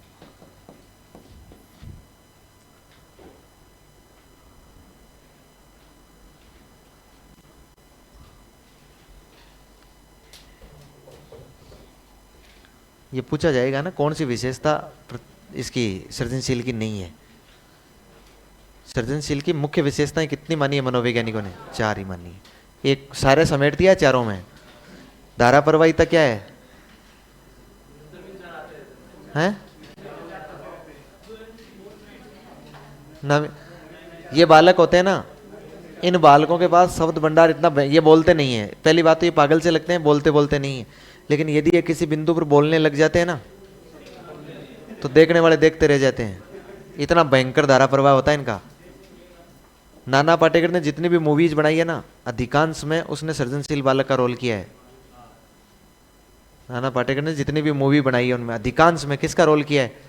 सृजनशील का। जब ये घर में, परिवार में बहुत कम पाए जाते हैं, अमूल्य निधि है, मिलते ही नहीं है, बाई चांस होते हैं ना। कुछ लोगों को आपने देखा, अच्छा लगता है इनको देखने में कि अंतर्मुखी प्रकार के हैं, क्योंकि पागल प्रकार के लगते हैं, इसलिए कहीं भी बहिर्मुखी नहीं होते हैं। इनकी ये अपनी मर्जी से चलने वाले होते हैं, अपनी मर्जी के मालिक होते हैं। कोई भी इनको बदल नहीं पाता है, कोई भी इनको समझ नहीं पाता है, कोई भी व्यक्ति इनको समझ नहीं पाएगा, कोई भी इनको बदल नहीं पाएगा किसी भी हाल में। ये बालक होते हैं ना, इनमें धारा प्रवाहता इतनी तेज होती है, इतनी जोरदार, ये लचीलापन तो इनमें पाया जाता है। ये सामान्य सी बातों पे तो ध्यान ही नहीं देते हैं, गौर ही नहीं करते हैं। सामान्य बातों से कोई लेना देना नहीं है, कितना ही कह दो, कितना ही कर लो, ध्यान ही नहीं देंगे। इनमें बहुत लचीलापन होता है। लेकिन जब यदि हो गया ना, जब बोलने लग गए ना, तो इनकी धारा प्रवाहिता बहुत भयंकर होती है। मौलिकता, नवीनता होती है इनमें। जो बातें बोलेंगे ना, वो रटी रटाई नहीं होगी इनकी, इनमें मौलिकता झलकेगी, उनमें नवीनता झलकेगी। ये विस्तारण पाया जाता है इनमें। विस्तारण मतलब कोई भी, किसी भी बात पर, किसी भी सोच पर, ये अपसारी चिंतन से संबंधित है विस्तारण होना, संकीर्णता नहीं होना, है ना। और लचीलापन आप समझते ही है। लचीला मतलब ये सैद्धांतिक नहीं होते हैं, इनके कुछ सिद्धांत नहीं होते, बहुत ज्यादा सिद्धांत हो गए। ये अपनी मर्जी के मालिक होते हैं, बस ये इनका सिद्धांत होता है सबसे बड़ा। सामान्यतः आईआईटी वाले होते हैं जो नीट जेई जेई आजकल जेई आएगा, हमारे ज़माने में आईआईटी हुआ करता था, अलग अलग एग्जाम देने पड़ते थे इंजीनियरिंग के लिए, IIT, AI triple E, RPT, 3 प्रकार की इंजीनियरिंग होती है। उससे नीचे पॉलिटेक्निक आती थी। सबसे उच्च स्तर की इंजीनियरिंग कौन सी होती है? आईआईटी होती है। एक आईआईटीएंस होता है ना, निश्चित बात है कि वो जीनियस तो है ही है। जीनियस का मतलब प्रतिभाशाली। ये निश्चित बात है कि वो जीनियस तो है, बिना जीनियस के आईआईटी का पेपर क्रैक नहीं किया जा सकता। आईआईटी के जो पेपर बनाए जाते हैं ना, वो जीनियस के साथ में सृजनशीलता के बनाए जाते हैं।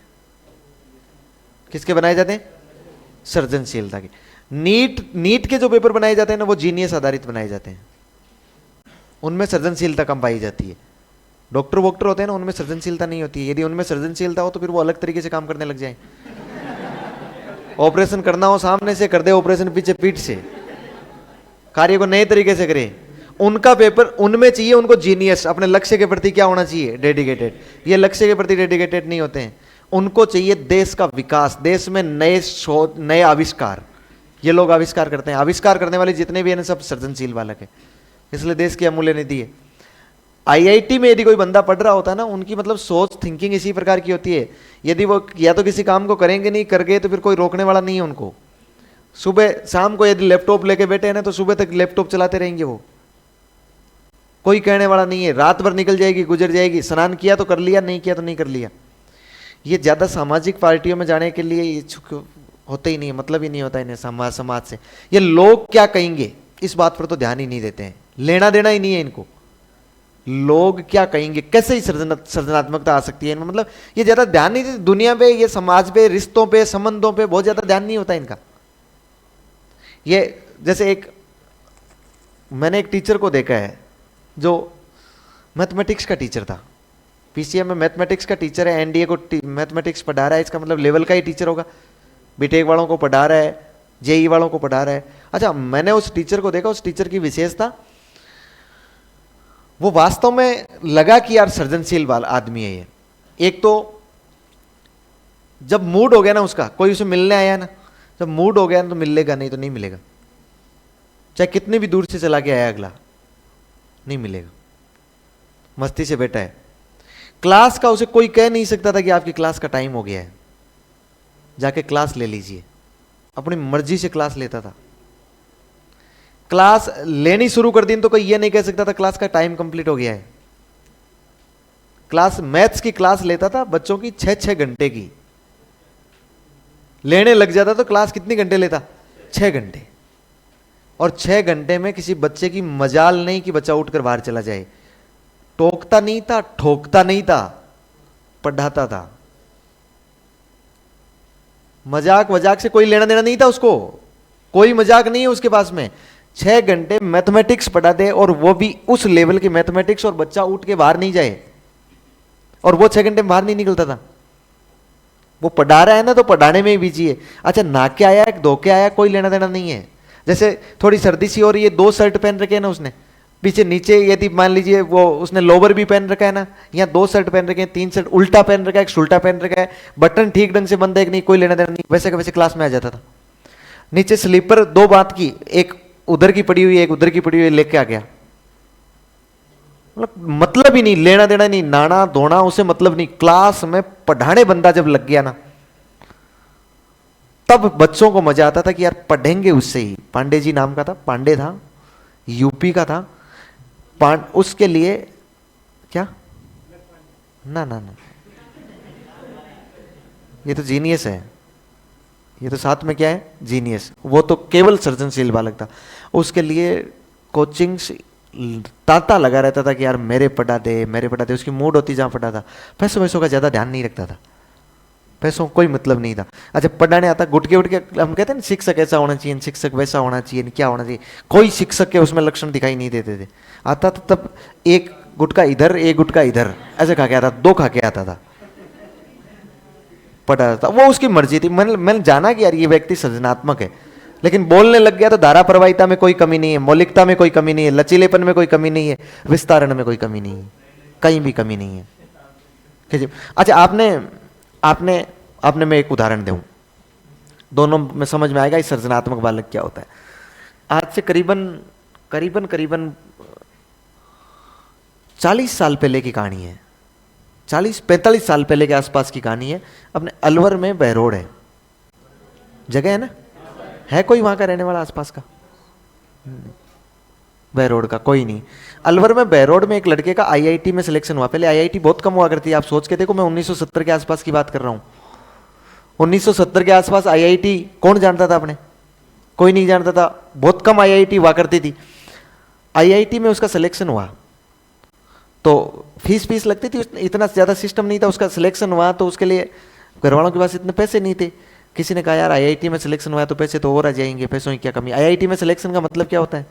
कम से कम आपको 2 करोड़ का पैकेज तो मिल गया है, मान लो साल का, ये तो निश्चित है, इतना तो मिल गया। आईआईटी में सिलेक्शन का मतलब ये होता है। आज उसका सिलेक्शन हुआ, घर वालों ने, रिश्तेदारों के कहने पर जमीन वमीन थोड़ी बहुत थी वो बेच बाच दी और लगा दिया उसको। उसने कहा मैं आईआईटी नहीं करूंगा, क्योंकि उसको ट्रेड मिला मैकेनिकल। उस बच्चे ने कहा मैं आईआईटी नहीं करूंगा, मैं करूंगा तो एरोनॉटिक्स से करूंगा। एरोनॉटिक्स डिपार्टमेंट होता है ना, हवाई जहाज वाला।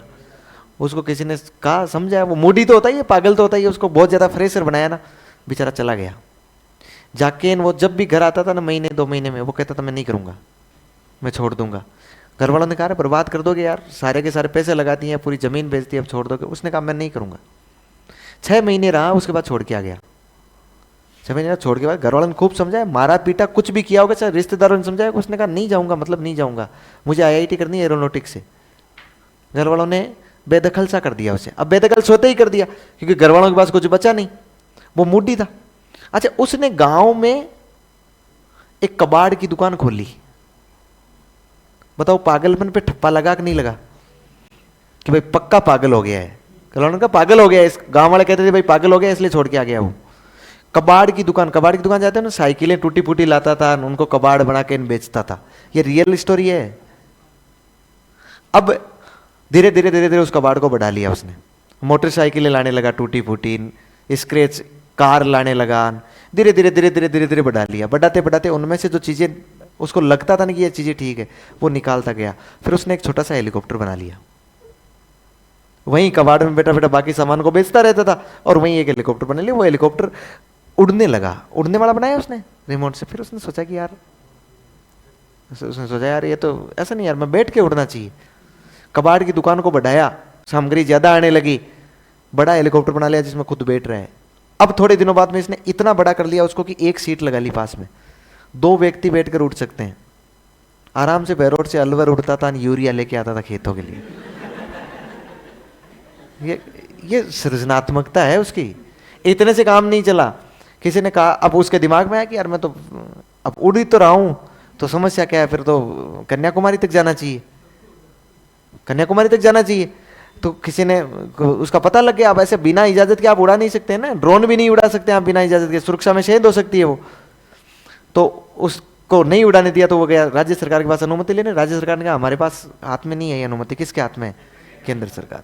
एरोनॉटिक्स डिपार्टमेंट में गया, डिपार्टमेंट वाले वहाँ वो बैठे थे, बड़े बड़े सृजनात्मक वो IITians, मोटे मोटे मिस्त्री बैठे थे। उन्होंने कहा बता किस तकनीक से बनाया? उसने कहा तकनीक तो क्या पता, कौन सा सिद्धांत काम लिया? बोले सिद्धांत तो क्या काम लिया, मैंने तो बना दिया। बोले ऐसे काम नहीं चलता है, ऐसे बना दिया होगा नकल करके, काम नहीं चलता है, इनकी तकनीकी बता, ये बता, नहीं तो परमिशन नहीं मिलेगी। नहीं मिली परमिशन। बाहर आया, पत्रकारों को पकड़ा। इंटेलेक्चुअल तो है ही, पत्रकारों को कहा कि मैंने एक हेलीकॉप्टर बनाया है और उड़ता है वो, और आपको साथ में बिठाकर उड़ा सकता हूँ। पत्रकारों ने कहा सच बता रहा है? बोले हाँ। बोले फालतू में किराया लगा देगा, हमारे कोई लेना देना नहीं रहेगा। नहीं नहीं सच बता रहा हूँ। लेकर आया, उनको बिठाकर उड़ाया। पत्रकारों ने देखा, दूसरे दिन अखबारों में छपी, सब जगह, टीवी में, सारे में। बोले एक बच्चे ने हेलीकॉप्टर बना दिया है और उड़ता है, पता नहीं तकनीक कौन सी है, लेकिन बच्चे ने। अच्छा किया क्या है? ग्रेजुएशन उसने किया क्या है? बोले कुछ नहीं, 12वीं किया है, IIT में एडमिशन लेके मैकेनिक से छोड़ चुका है। दूसरे दिन बहुत सारी कंपनियां आई उसके पास। उन कंपनियों ने कहा हम इतने पैसे दे देंगे, हम इतने पैसे दे देंगे, हमारे यहाँ काम कर लो, हमारे यहाँ काम कर लो। उसने कहा नहीं, IIT करूंगा एरोनॉटिक्स से। देखिए अमेरिका की कंपनी आई एक, अमेरिका एरोनॉटिक्स डिपार्टमेंट ने संपर्क किया, बोले हमारे पास आ जाओ, इतना पैकेज दे देंगे। बोले नहीं, IIT करूंगा एरोनॉटिक्स से। उन्होंने कहा IIT हम करवाएंगे। बोले लिख के दो। बोले किसका, पैकेज का या IIT का? बोले पैकेज का नहीं लिख के देना है, IIT का लिख के देना है। लिखवा के लिया, पैकेज लिया, फिर चला गया अमेरिका। फिर वहाँ पर उस डिपार्टमेंट ने उसको एरोनॉटिक्स से आईआईटी करवा दिया। उसके बाद पिछले 2007-8 में, अभी है ना 7-8, बहुत पहले नहीं हुआ है, 2007-8 में अमेरिका के हेड ऑफ एरोनॉटिक्स डिपार्टमेंट से सेवानिवृत्त हुआ है। कितनी बड़ी उपलब्धि होगी उसके पास। वो क्या है? सृजनशील बालक है। वो है एक्चुअल सृजनात्मकता, वो है एक्चुअल सृजनशीलता। हम सृजनशीलता का लीक पीट सकते हैं, लेकिन सृजनशील होते नहीं। बहुत कम लोग मिलते हैं, बहुत कम लोग मिलते हैं, माइनर ही मिलते हैं। और इस सृजनशील और प्रतिभाशाली बालक को ठीक ढंग से दिखाने के लिए एक मूवी भी बनाई गई है, 3 इडियट्स। 3 इडियट्स मूवी देखना, आप कभी मौका मिले तो देखिए हो। तो उसमें एक तो कौन है? चांचड़, शुद्ध रूप से सृजनशील बालक है।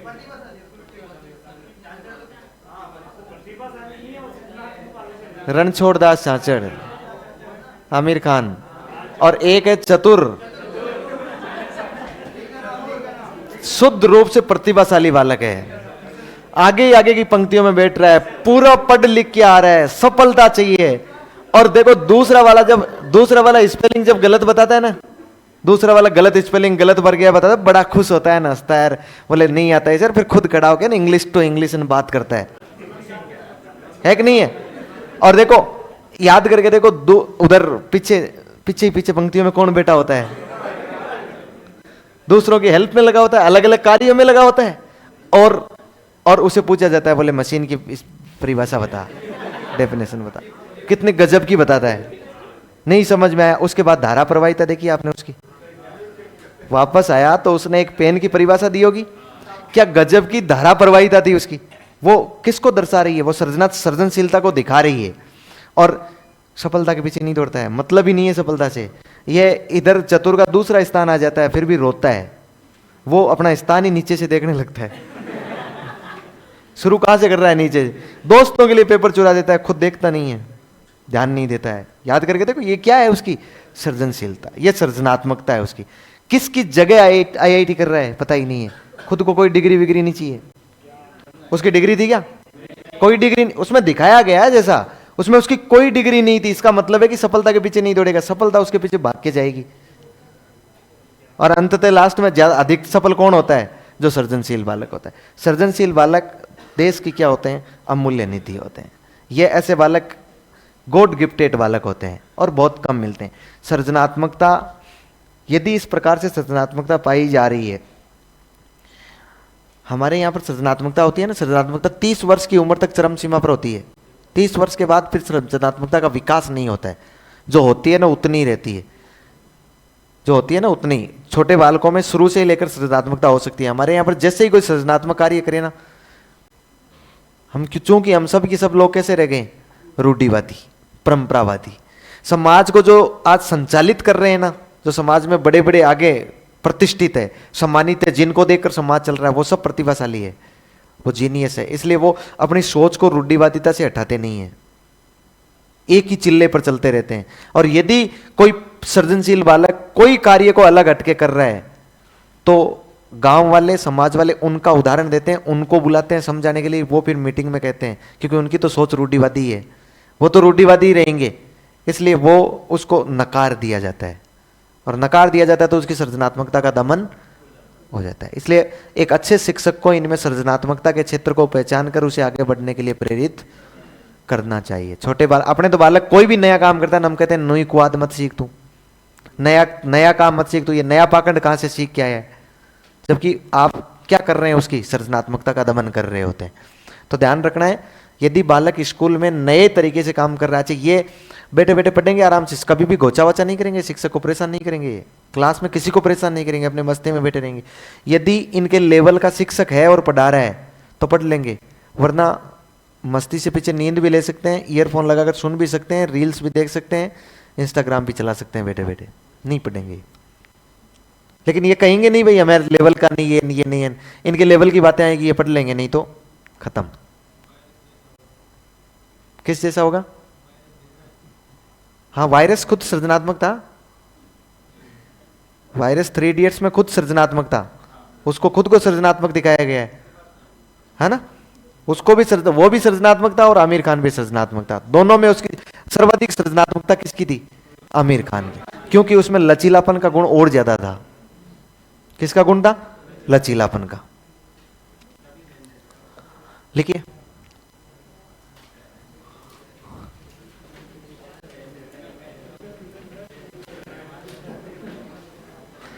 क्या लिखा है आपने? 4 विशेषताएं लिखिए, फिर लिखो शिक्षा। शिक्षा,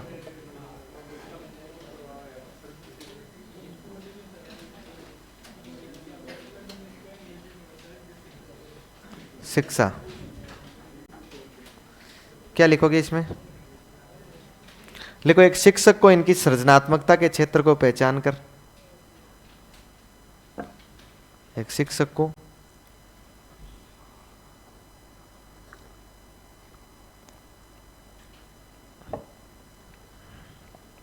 इसकी सृजनात्मकता के क्षेत्र को पहचान कर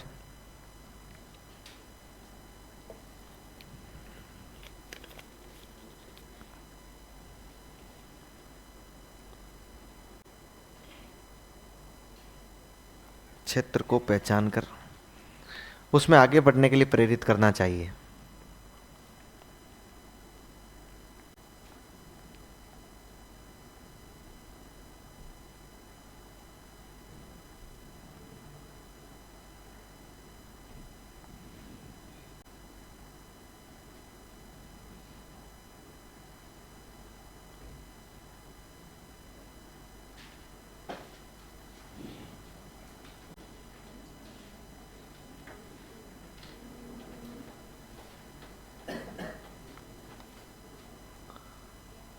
नेक्स्ट लिखो।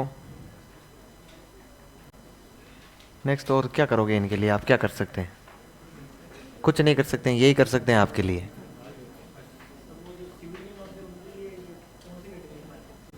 क्या?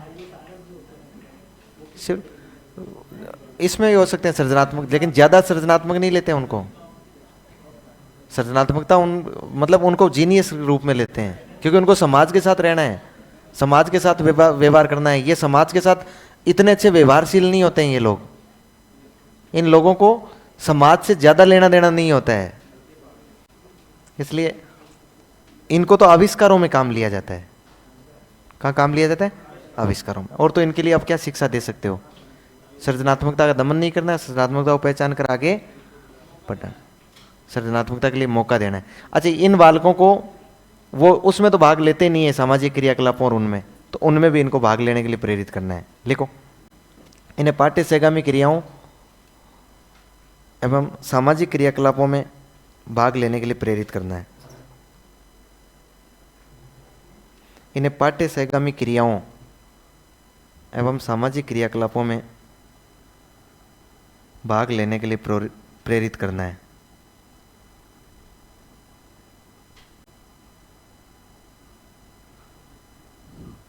अच्छा, इन्हें पढ़ाते समय कौन सी विधि को काम में लिया जाना चाहिए? बता सकते हैं?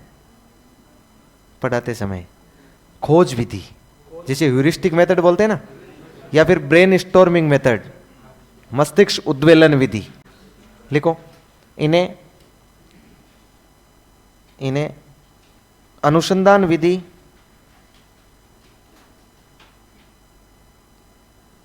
इन्हें अनुसंधान विधि एवं मस्तिष्क उद्वेलन विधि एवं मस्तिष्क उद्वेलन विधि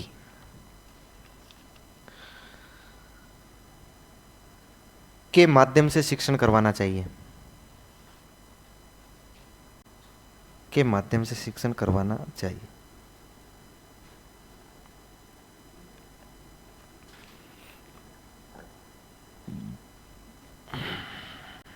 ये किसी ने एक पर्ची लिखी है कि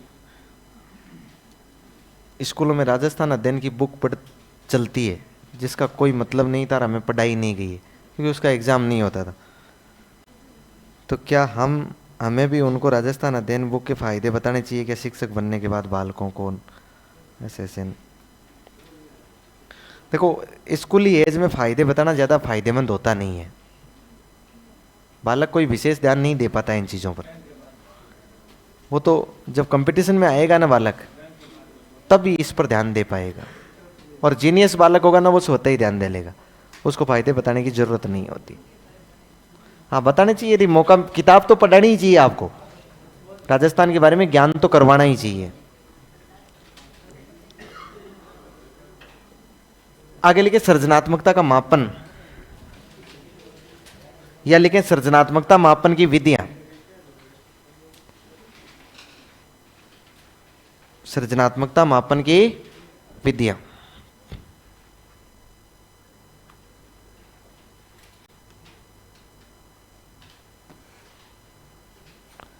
सृजनात्मकता मापन की विधियां।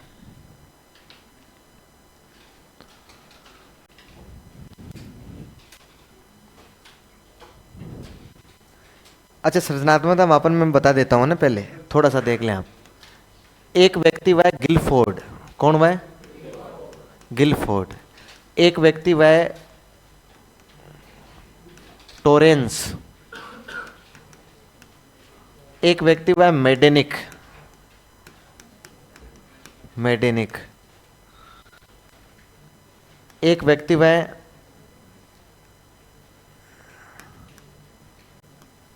मेहंदी बाकर। एक व्यक्ति वह पासी।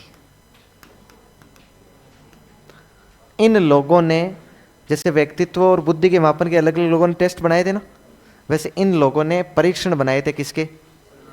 सृजनात्मकता मापन के। या तो परीक्षण बनाए या विधियां बताई है इन्होंने, तो इनका नाम सृजनात्मकता मापन में आता है। इस गिलफोर्ड ने भी 2 विधि बताई है, और टोरेंस ने भी कितनी विधि सुझाई है? 2 विधि सुझाई है। तो अब हम लिख लेंगे इस तरीके से। आपने लिखा है सृजनात्मकता मापन की विधियां, उसमें आप पहले लिख लेंगे गिलफोर्ड के अनुसार, या गिलफोर्ड की विधियां, गिलफोर्ड के अनुसार।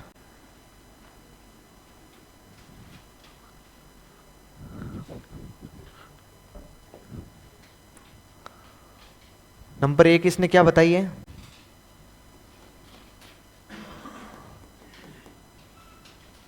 असाधारण उपयोग परीक्षण। असाधारण उपयोग परीक्षण।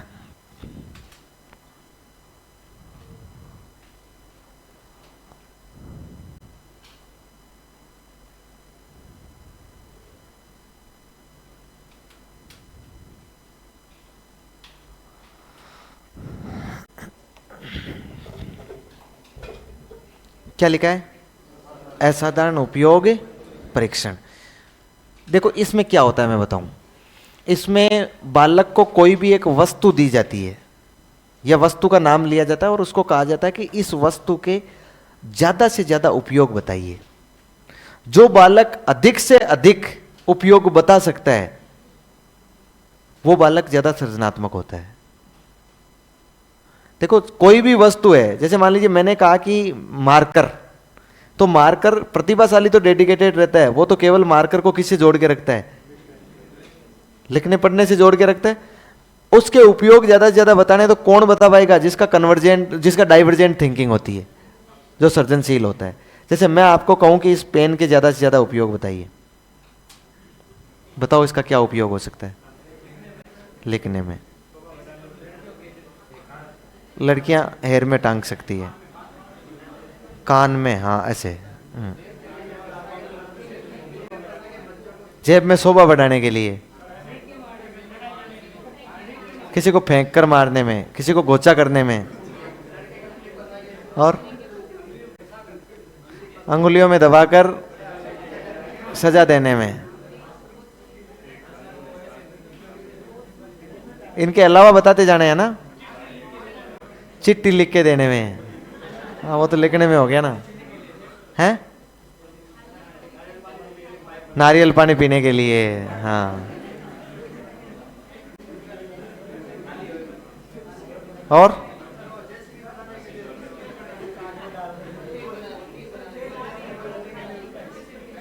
हो गया ना। मुझे बताओ जो सृजनात्मक बालक होगा वो ज्यादा से ज्यादा उपयोग बताएगा कि नहीं बताएगा? और जो जितने ज्यादा बताएगा इसका मतलब इतना ज्यादा क्रिएटिव है। माप लो, गिलफोर्ड क्या बता रहा है, हम भी बता देते, लिखो। असाधारण उपयोग परीक्षण। देखो इसमें बालक को किसी वस्तु के अधिक से अधिक उपयोग बताने होते हैं, अधिक से अधिक उपयोग बताने होते हैं।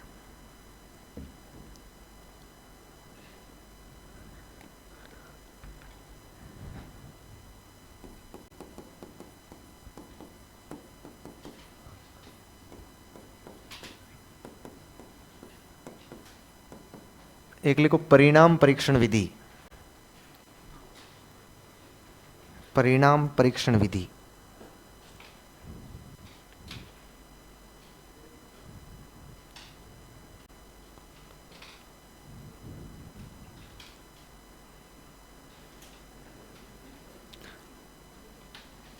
अच्छा, इसमें क्या किया जाता है? इसमें छात्र के सामने एक परिवर्तित काल्पनिक अवस्था प्रस्तुत की जाती है।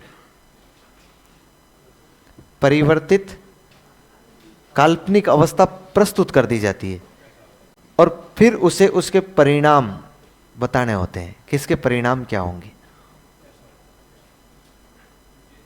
जैसे अच्छा, आप में सृजनात्मक कौन है? एक आदमी बताता तो थोड़ा ज्यादा समझ में आती है चीजें।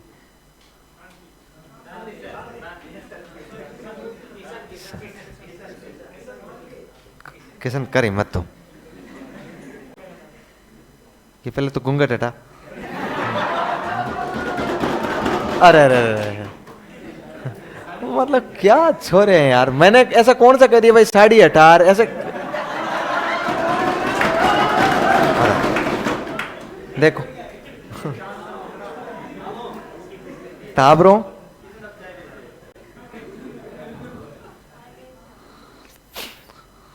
सर बहुत बदमाश है, मैंने 10 बार कह दिया है।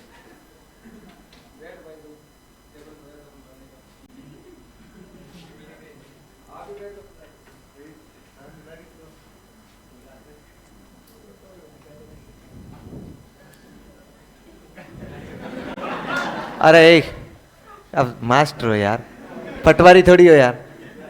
ये आपको ओढ़मा नहीं है, मुझे ओढ़मा है ये तो ठीक है, मैंने झेल लिया।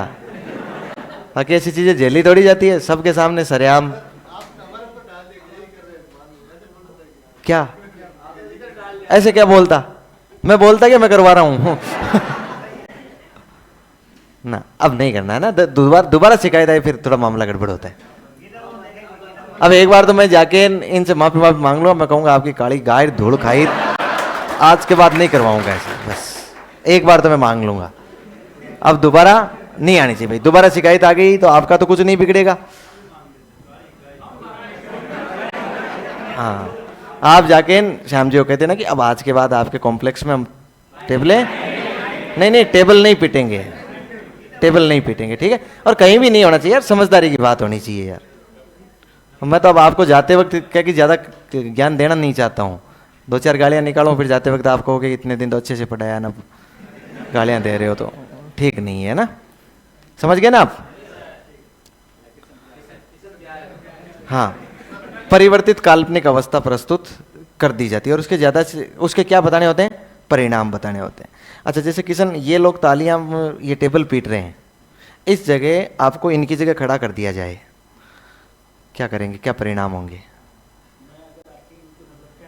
हाँ, परिणाम बताना है भाई। उसका परिणाम क्या निकलेगा? आपने क्या बताएंगे? क्या ये मानेंगे कि नहीं मानेंगे? कैसे मनाएंगे?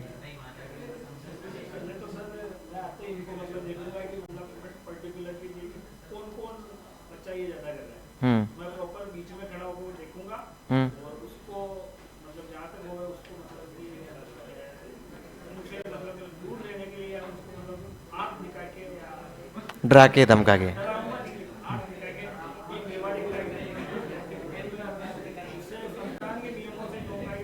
अच्छा, मान लो ऐसी ऐसी परिवर्तित काल्पनिक अवस्थाएं प्रस्तुत की जाए। जैसे मान लो आपका राजस्थान का राज्य का मुख्यमंत्री बना दिया जाए, तो इसके क्या परिणाम होंगे? ऐसे प्रस्तुत किया जाता है।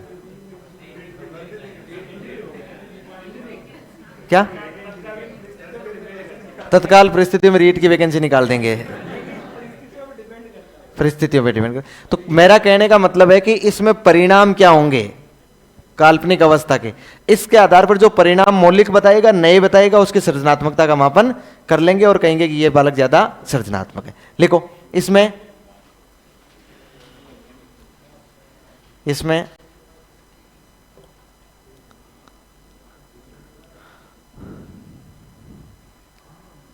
छात्र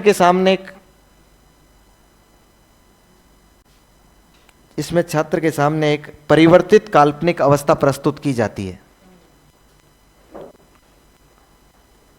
परिवर्तित काल्पनिक अवस्था प्रस्तुत की जाती है।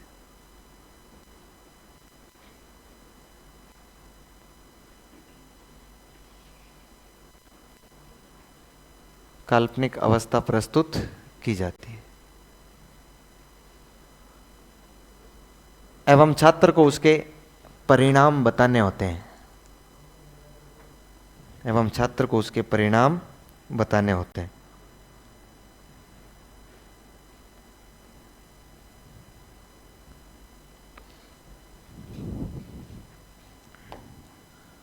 उसके परिणाम बताने होते हैं। फिर लिखो टोरेंस के अनुसार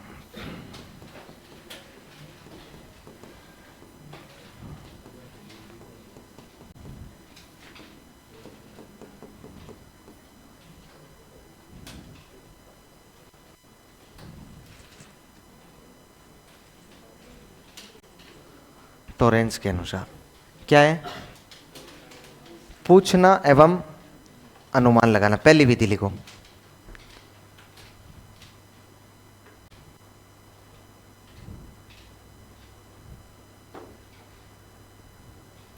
पूछना एवं अनुमान लगाना।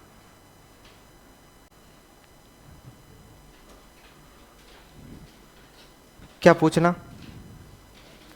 ये क्या करते हैं कि छात्र के सामने एक कोई चित्र प्रस्तुत करते हैं, जैसे टीएटी आईबीटी में किया था ना, टीएटी की तरह एक चित्र आप बालक के सामने प्रस्तुत करते हैं और उसे पूछते हैं कि ये चित्र क्यों बना, क्या कारण है इस चित्र के बनने का, और इस चित्र के आगे इसके क्या परिणाम होने वाले हैं। उसमें कोई ऐसी अवस्था दे देंगे जैसे एक्सीडेंट गाड़ी दे दी, कुछ लोग मर रहे हैं, कुछ लोग मरे हुए हैं, कुछ पुलिस वाले पास में खड़े हैं।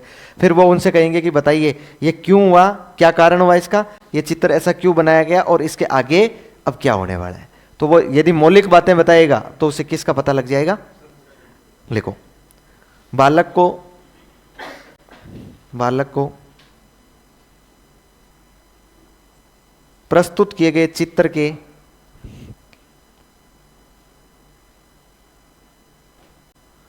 बनने का कारण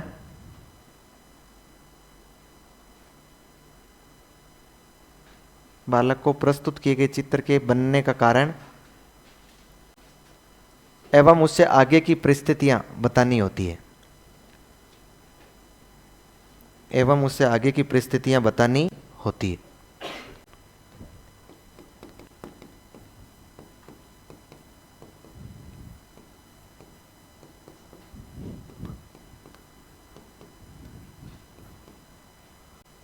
परिस्थितियां बतानी होती है। इसमें लिखो, दूसरी लिखो, उत्पादन उन्नति विधि।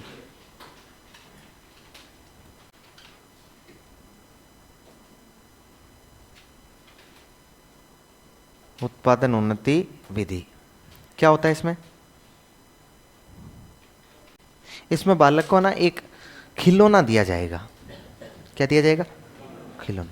फिर उस बालक को उस खिलौने को तोड़ मरोड़ कर एक अजीबोगरीब चीज बनाने को कहा जाएगा जो आज तक नहीं बनी हो इस दुनिया में। जो बालक जितनी ज्यादा अजीबोगरीब चीजें बनाएगा, इसका मतलब वो उतना ज्यादा सृजनात्मक। कई बार छोटे बालक खेलते होते हैं तो आपको पता है उनका खिलौना टूट जाता है तो उसका एक अलग ही प्रकार का वो रूप बना के आपको दिखाते हैं कि देखो ये क्या है, ये कैसा बना है। इसका मतलब उसमें कहीं ना कहीं क्रिएटिविटी प्रदर्शित हो रही है। वो फिर एक बन जाता है ना, उसके बाद में वो अलग अलग बना के लाता है, फिर थोड़ी देर में एक और बनाकर लाता है अजीबोगरीब। तो अजीबोगरीब आकृति बनाने को कहा जाता है। और जब बालक ये कह देता है ना कि नहीं बनेगी मेरे से, तो क्या बनाऊं इसका मैं, मतलब उस बालक में सृजनात्मकता शून्य। लिखो, इसमें बालक को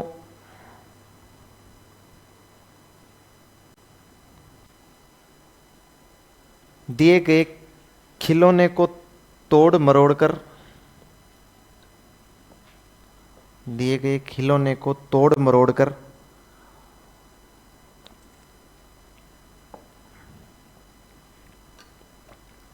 तोड़ मरोड़ कर अजीबोगरीब आकृति बनानी होती है,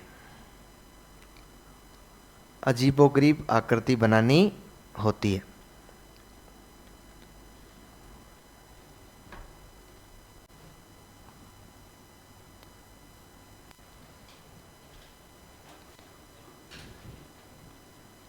आकृति बनानी होती है।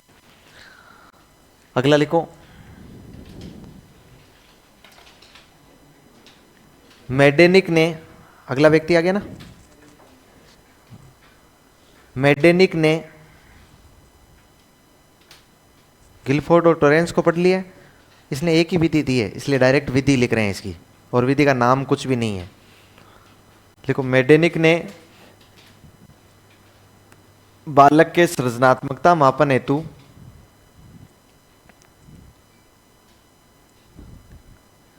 बालक के सृजनात्मकता मापन हेतु तीन तीन शब्दों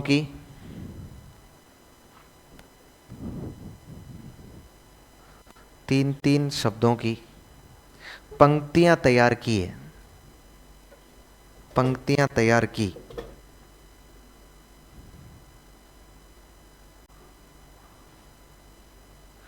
बालक को उसे सुनकर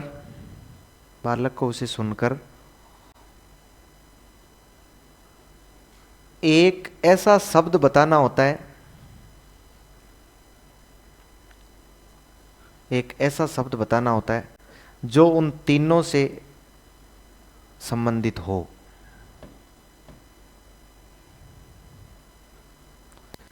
जो उन तीनों से संबंधित हो। मतलब क्या हुआ? हाँ, एक ऐसा शब्द बताओ जो तीनों से जुड़ जाए। जैसे मान लो मैंने एक शब्द काम में लिया, चुनरी। चुनरी समझते हैं ना? ओढ़नी, ओढ़नी और मांग भरना और पति, स्त्री नहीं पत्नी। इन तीनों से मिलता जुलता एक शब्द क्या है? पत्नी। तो ऐसे तीन तीन शब्द बोल दिए जाते हैं, और फिर उन बालकों को बताना होता है कि जो तीनों से चिक्कस। कई बार पहेलियां वहेलियां होती है ना, हमने पहेलियां देखी है ना कभी। वो पहेलियां किसका मापन करती है? सृजनात्मकता का मापन करती है। इसका मतलब क्या है, इसका अर्थ क्या है, इसका मतलब क्या है। तो वो सारी चीजें किसकी होती है? इन सृजनात्मकता के मापन की होती है। अच्छा, ये हो गए, ये अपने भारतीय नहीं है, तीनों लोग है ना। ये दोनों लोग क्या है? भारतीय। मेहंदी, बाकर और पासी। भारत में आपको यह पूछा जाएगा कौन सृजनात्मकता के मापन से जुड़े हुए हैं। अच्छा, जुड़ के किया कुछ नहीं है, जुड़े हुए हैं। लिख लो नीचे की लाइन में, मेहंदी, बाकर एवं पासी। मेहंदी, बाकर एवं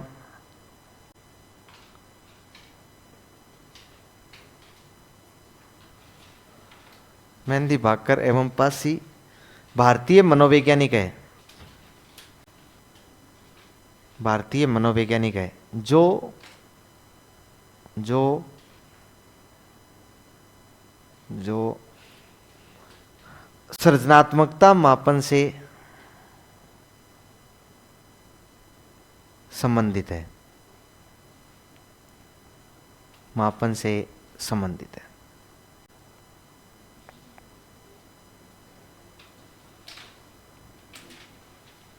हो गया? बात क्लियर? तो एक बार पूछा गया कौन सा भारतीय मनोवैज्ञानिक सृजनात्मकता मापन से जुड़ा हुआ है, या कुल तीनों का नाम लिख देंगे। उनकी कोई खास विधियां वगैरह नहीं है, उन्हीं विधियों का ये लोग यूज करते। ये बालक कौन से थे अपने पास में? और प्रतिभाशाली, दोनों हो गए कि नहीं हो गए? और 4 बालक पहले कर लिए थे हमने, कौन बचे हैं?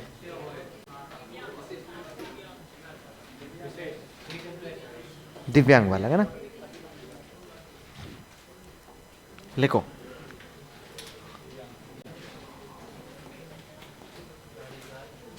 विकलांग बालक।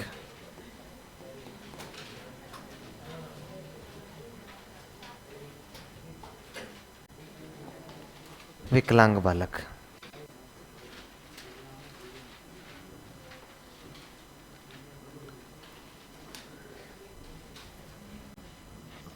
कौन होते हैं?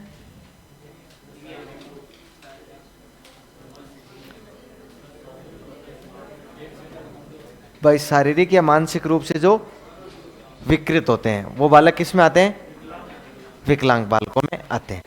अच्छा, मैं आपको इनकी परिभाषाएं, अर्थ वगैरह ये कुछ भी नहीं लिखवाना है अपने। विकलांग बालक आप जानते हैं। मुझे तो एक सवाल इसमें जो पूछा गया ना उसमें थोड़ा सा इंटरेस्ट है। विकलांगता की वजह से इन बालकों को 2 प्रकार की हानि होती है। क्या होता है?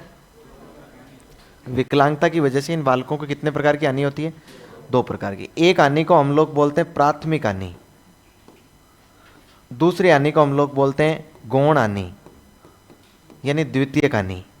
हानि मतलब नुकसान, विकलांग होने का ये नुकसान है इन्हें।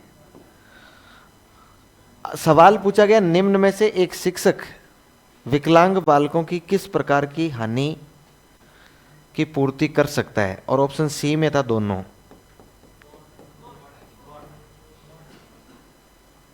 एक शिक्षक इनकी किस हानि की पूर्ति कर सकता है? प्राथमिक हानि क्या होती है कि बालक का शरीर का जो अंग जिस काम के लिए बना है उसके द्वारा वह कार्य नहीं कर पाना, जिससे जो हानि हुई है ना वो क्या है? जैसे बालक का ये हाथ लिखने के लिए बना है, बालक के हाथ ही नहीं है तो बालक लिख नहीं पा रहा है, इसका मतलब ये प्राथमिक हानि है। दूसरा, प्राथमिक हानि के कारण इन बालकों में कुछ मनोवैज्ञानिक रोग उत्पन्न हो जाते हैं, जैसे अवसाद, तनाव, ग्लानि, कुंठा, भग्नाशा, ये सारे रोग उत्पन्न हो जाते हैं ना। इस हानि को, इन रोगों से जो बालक को हानि होती है ना वो होती है गौण हानि। तो एक शिक्षक कौन सी हानि की पूर्ति कर सकता है? गौण हानि की। प्राथमिक हानि की पूर्ति नहीं कर सकता है। लिखो, लिखो, विकलांगता के कारण, विकलांगता के कारण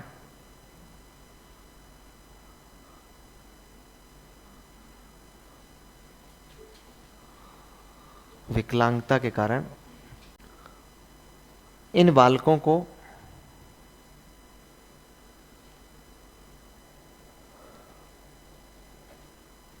दो प्रकार की हानि होती है।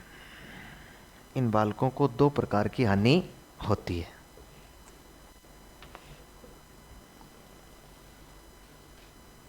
दो प्रकार की हानि होती है। नंबर 1 लिखो, प्राथमिक हानि।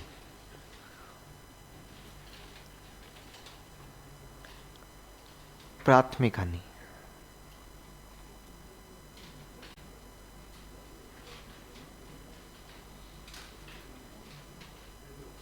लिखो,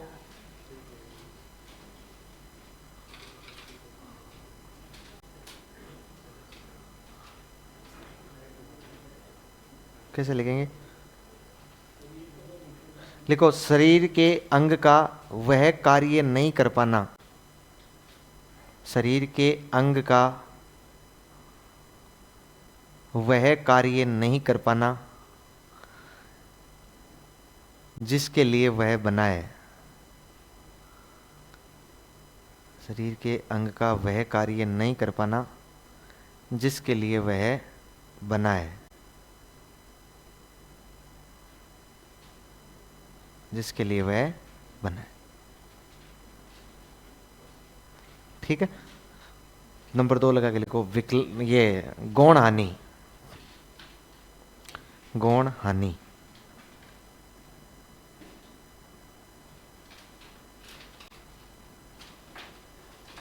कौन सी हानि? गौण हानि। इसमें क्या लिखोगे?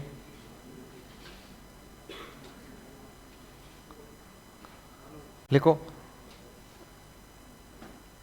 प्राथमिक हानि के कारण प्राथमिक हानि के कारण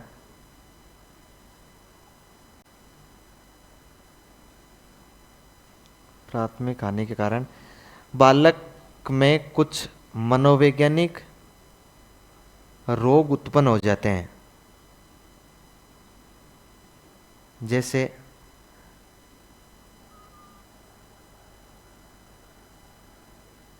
मनोवैज्ञानिक रोग उत्पन्न हो जाते हैं जैसे अवसाद, तनाव, हीनता,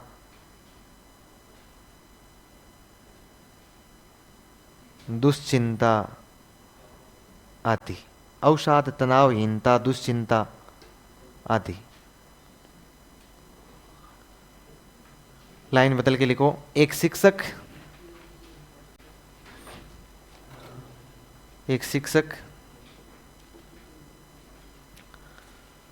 इनकी प्राथमिक हानि की पूर्ति तो नहीं कर सकता,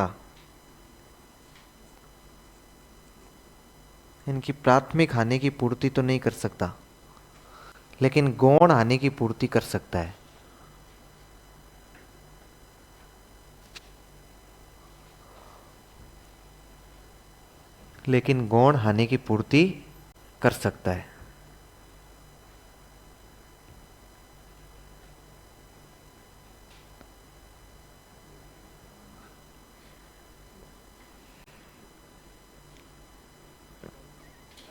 अच्छा बताइए, विकलांग बालकों की पहचान की अपने को जरूरत नहीं है, पहचान अपने से नहीं होगी, और होगी तो आसानी से हो जाएगी। इनकी कोई पहचान विशेष नहीं है, इनकी विशेषताएं तो आपको पता ही है भाई, जिस प्रकार का विकलांग होगा उसी प्रकार से होगा।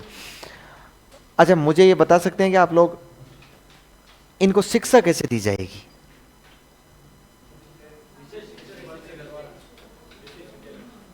शिक्षा विशेष शिक्षकों द्वारा। अच्छा इनके जो बालक अंधे होते हैं उनके लिए क्या करोगे? ब्रेल लिपि का प्रयोग करोगे। जो बालक बहरे होते हैं उनके लिए साइन लैंग्वेज, मतलब सांकेतिक भाषा। कई बार टीवी में समाचार देखे ना, सांकेतिक वाले वो इस भाषा का प्रयोग करेंगे। इसके अलावा जो होंगे ना, उनको आप लोग सामान्य बालकों के साथ शिक्षा दे सकते हैं। अलावा बालकों किस में दे सकते हैं? सामान्य बालकों के साथ आप लोग शिक्षा दे सकते हैं।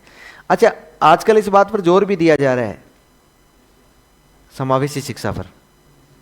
समावेशी शिक्षा का कॉन्सेप्ट क्या होता है? किसी भी प्रकृति का बालक है, चाहे वो जरूरी नहीं विकलांग वाला ही है, उधर अपने मानसिक मंद वाले उधर भी आ रहे हैं ना, प्रकृति अलग, कोई भी विशिष्ट बालक है ना, उस विशिष्ट बालक को सामान्य बालक के साथ बिठाकर शिक्षा दी जाती है। समावेशी शिक्षा का उद्देश्य क्या होता है? सभी को समान नहीं, समावेशी शिक्षा का उद्देश्य होता है विशिष्ट बालकों को सामान्य बालकों के समान लेकर आना। सभी बालकों को समान शिक्षा नहीं होता है, अधिकार समान है वो अलग बात है, लेकिन समावेशी शिक्षा का जो नाम आ जाए ना, उसका उद्देश्य क्या होता है? विशिष्ट बालकों को सामान्य बालकों की श्रेणी में लेकर आना, ये इसका उद्देश्य होता है। तो इनको समावेशी शिक्षा के लिए भी अवसर प्रदान किए जाते हैं। इनके लिए अलग से विद्यालय भी स्थापित किए गए हैं। इनके लिए अलग से विद्यालय हैं, उन विद्यालयों में विशेष शिक्षक इन्हें पढ़ाते हैं। लिखो एक दो लाइन शिक्षा लिखो।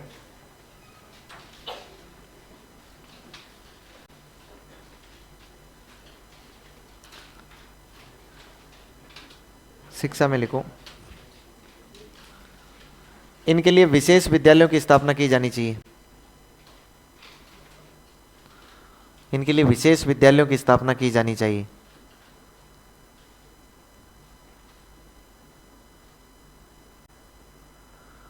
इनके लिए विशेष विद्यालयों की स्थापना की जानी चाहिए।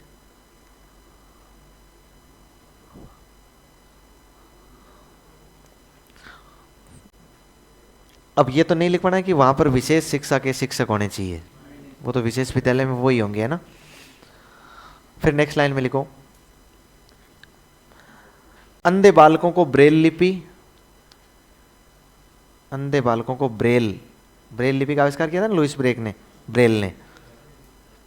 अंधे बालकों को ब्रेल लिपि एवं बहरे बालकों को सांकेतिक विधि से शिक्षा दी जानी चाहिए।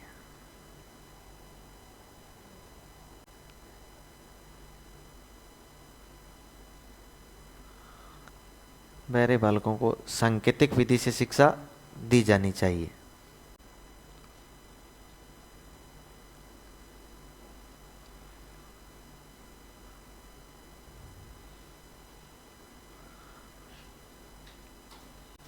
नेक्स्ट लाइन में लिखो,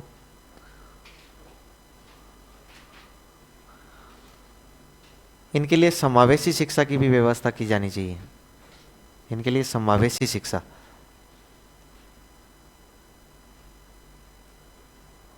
की भी व्यवस्था की जानी चाहिए।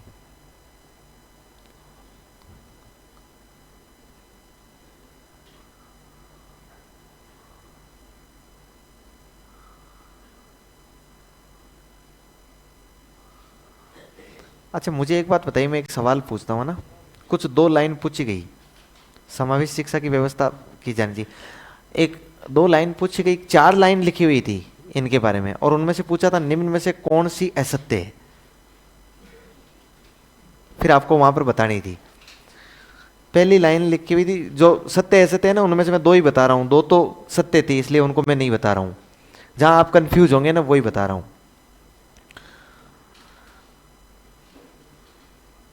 गूंगे बालक आवश्यक रूप से बहरे बालक होते हैं। गूंगे बालक अनिवार्य रूप से बहरे होते हैं। दूसरी लाइन लिखी हुई थी, बहरे बालक अनिवार्य रूप से गूंगे होते हैं। पहला सही है क्या? दूसरा सही है। जो बालक बहरा होगा ना जन्म से ही, जन्म से की बात कर रहा हूं मैं, तो जन्म से ही वो कुछ सुनेगा नहीं ना, उसमें कभी भी भाषा का विकास नहीं होगा, इसलिए वो हमेशा क्या रहेगा? गूंगा। लेकिन जो केवल गूंगा होगा जन्म से, वो जो गूंगा होगा ना, वो आवश्यक नहीं है कि वो बहरा हो। बात समझ रहे हैं ना? उसे सुनाई दे सकता है। गूंगा बालक यदि है तो उसे सुनाई दे सकता है, लेकिन जिसको सुनाई नहीं दे रहा है ना, उसको बोली निश्चित रूप से नहीं आएगी, क्योंकि वो बालक कुछ सुन नहीं पाएगा। सुन नहीं, भाषा का विकास कैसे होगा? अनुकरण द्वारा होगा, इसलिए नहीं होगा। तो निश्चय एक नेक्स्ट अलग से लाइन लिखो,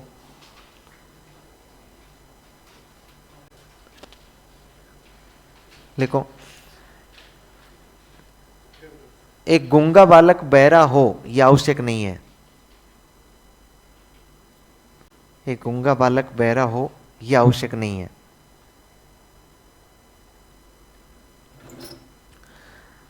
लेकिन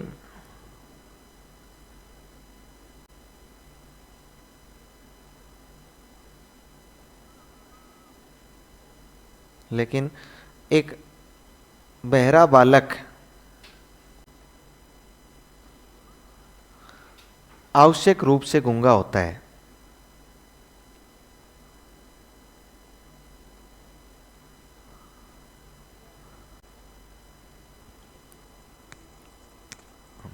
अच्छा, इसकी शिक्षा में एक बात का और ध्यान रखना है, कभी भी इनको हीन भावना उत्पन्न करने वाले शब्दों से बोलना नहीं चाहिए। हीन भावना, जैसे जिसके बाल नहीं है उसको ये नहीं कहना चाहिए टकला इधर आ, है? हाँ, मतलब कभी भी नहीं कहना चाहिए। ना ही इनके साथ कभी उपेक्षित व्यवहार करना चाहिए। उपेक्षित का मतलब है ना जिनकी उपेक्षा करना, कभी भी उपेक्षित व्यवहार नहीं करना चाहिए। अच्छा, मान लो आपके सामने एक बालक आया और वो आकर कहता है कि इसने मुझे टकला कहा, मान लीजिए वो टकला है, तो क्या एक्शन लेंगे आप?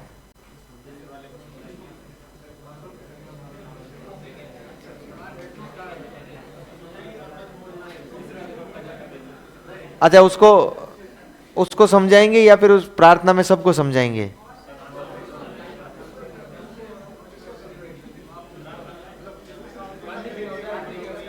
उदाहरण देके प्रार्थना में सबको समझाएंगे? नहीं नहीं, पहले तो देखो उसको भी मोटिवेट करेंगे कि बेटा ऐसे कुछ नहीं होता है, यदि तू टकला है तो इसमें समस्या क्या है? टकला गांधी जी भी थे जिन्होंने कितना कितना कुछ कर दिया देश के लिए। देखो उसको तो मोटिवेट रखना ही पड़ेगा, उसके सामने नहीं, उसके सामने रखने से तो वो कहेगा। अब वो जो अपराधी है ना जिसने कहा है, उस बालक को अकेले को समझाएंगे। यदि आपने प्रार्थना के सामने या क्लास के सामने बोल दिया ना कि आज तो तूने इसको टकला कह दिया, आज के बाद मत कहना, पूरी स्कूल और पूरी क्लास कहेगी फिर। समझ पा रहे हैं, सबको पता चल जाएगा इस बात का, इसलिए उसको अकेले के रूप में समझाना होगा। तो नीचे एक लाइन और लिखो,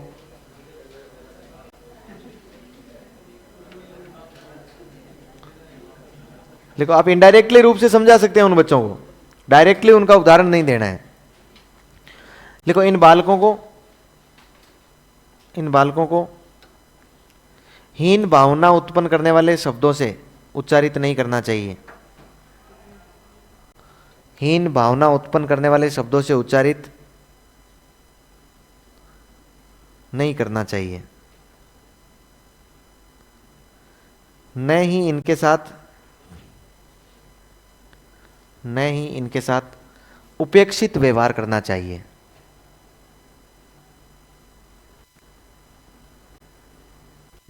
हीन भावना उत्पन्न करने वाले शब्दों से उच्चारित नहीं करना चाहिए, न ही इनके साथ उपेक्षित व्यवहार करना चाहिए।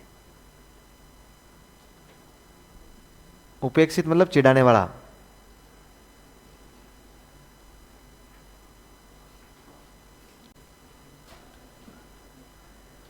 उपेक्षित व्यवहार करना चाहिए। अच्छा, इनके लिए सरकार ने भी कोई प्रयास किया क्या? कर रखा है क्या कोई प्रयास? अधिनियम बना रखा है क्या? आरपी, वो क्या होता है रे?